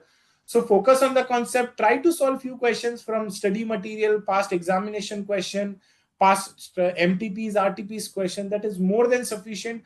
You will find more or less the similar question in exam. But yes, in extreme cases, it's CA. So examiner can ask anything, but if you are thorough with the concept, then you can easily get good marks in costing. Yes, Manivanan, Anurag, anything else?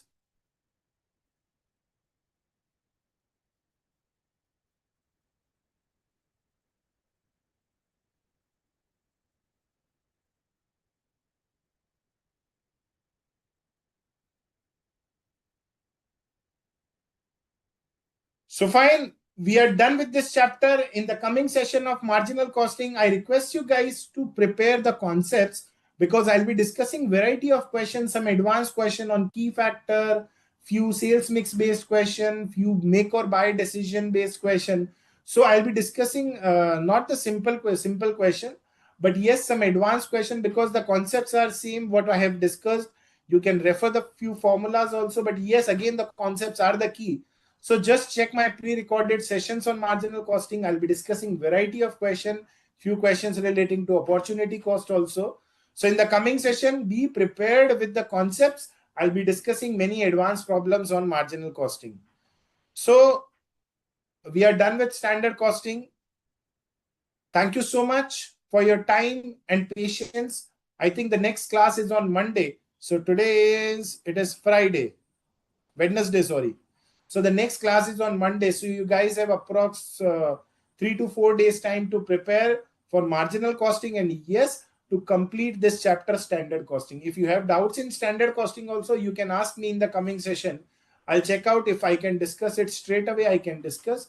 If any question is there, you can write a mail to cma-inter@icai.in. I'll be addressing each and every query of yours. So don't worry, guys. 1 second. Let me check. So done with today's session. Thank you so much. God bless you guys. Work hard and come prepared in the next session of marginal costing. Thank you so much. Edwin, sir? Yes, sir. Done.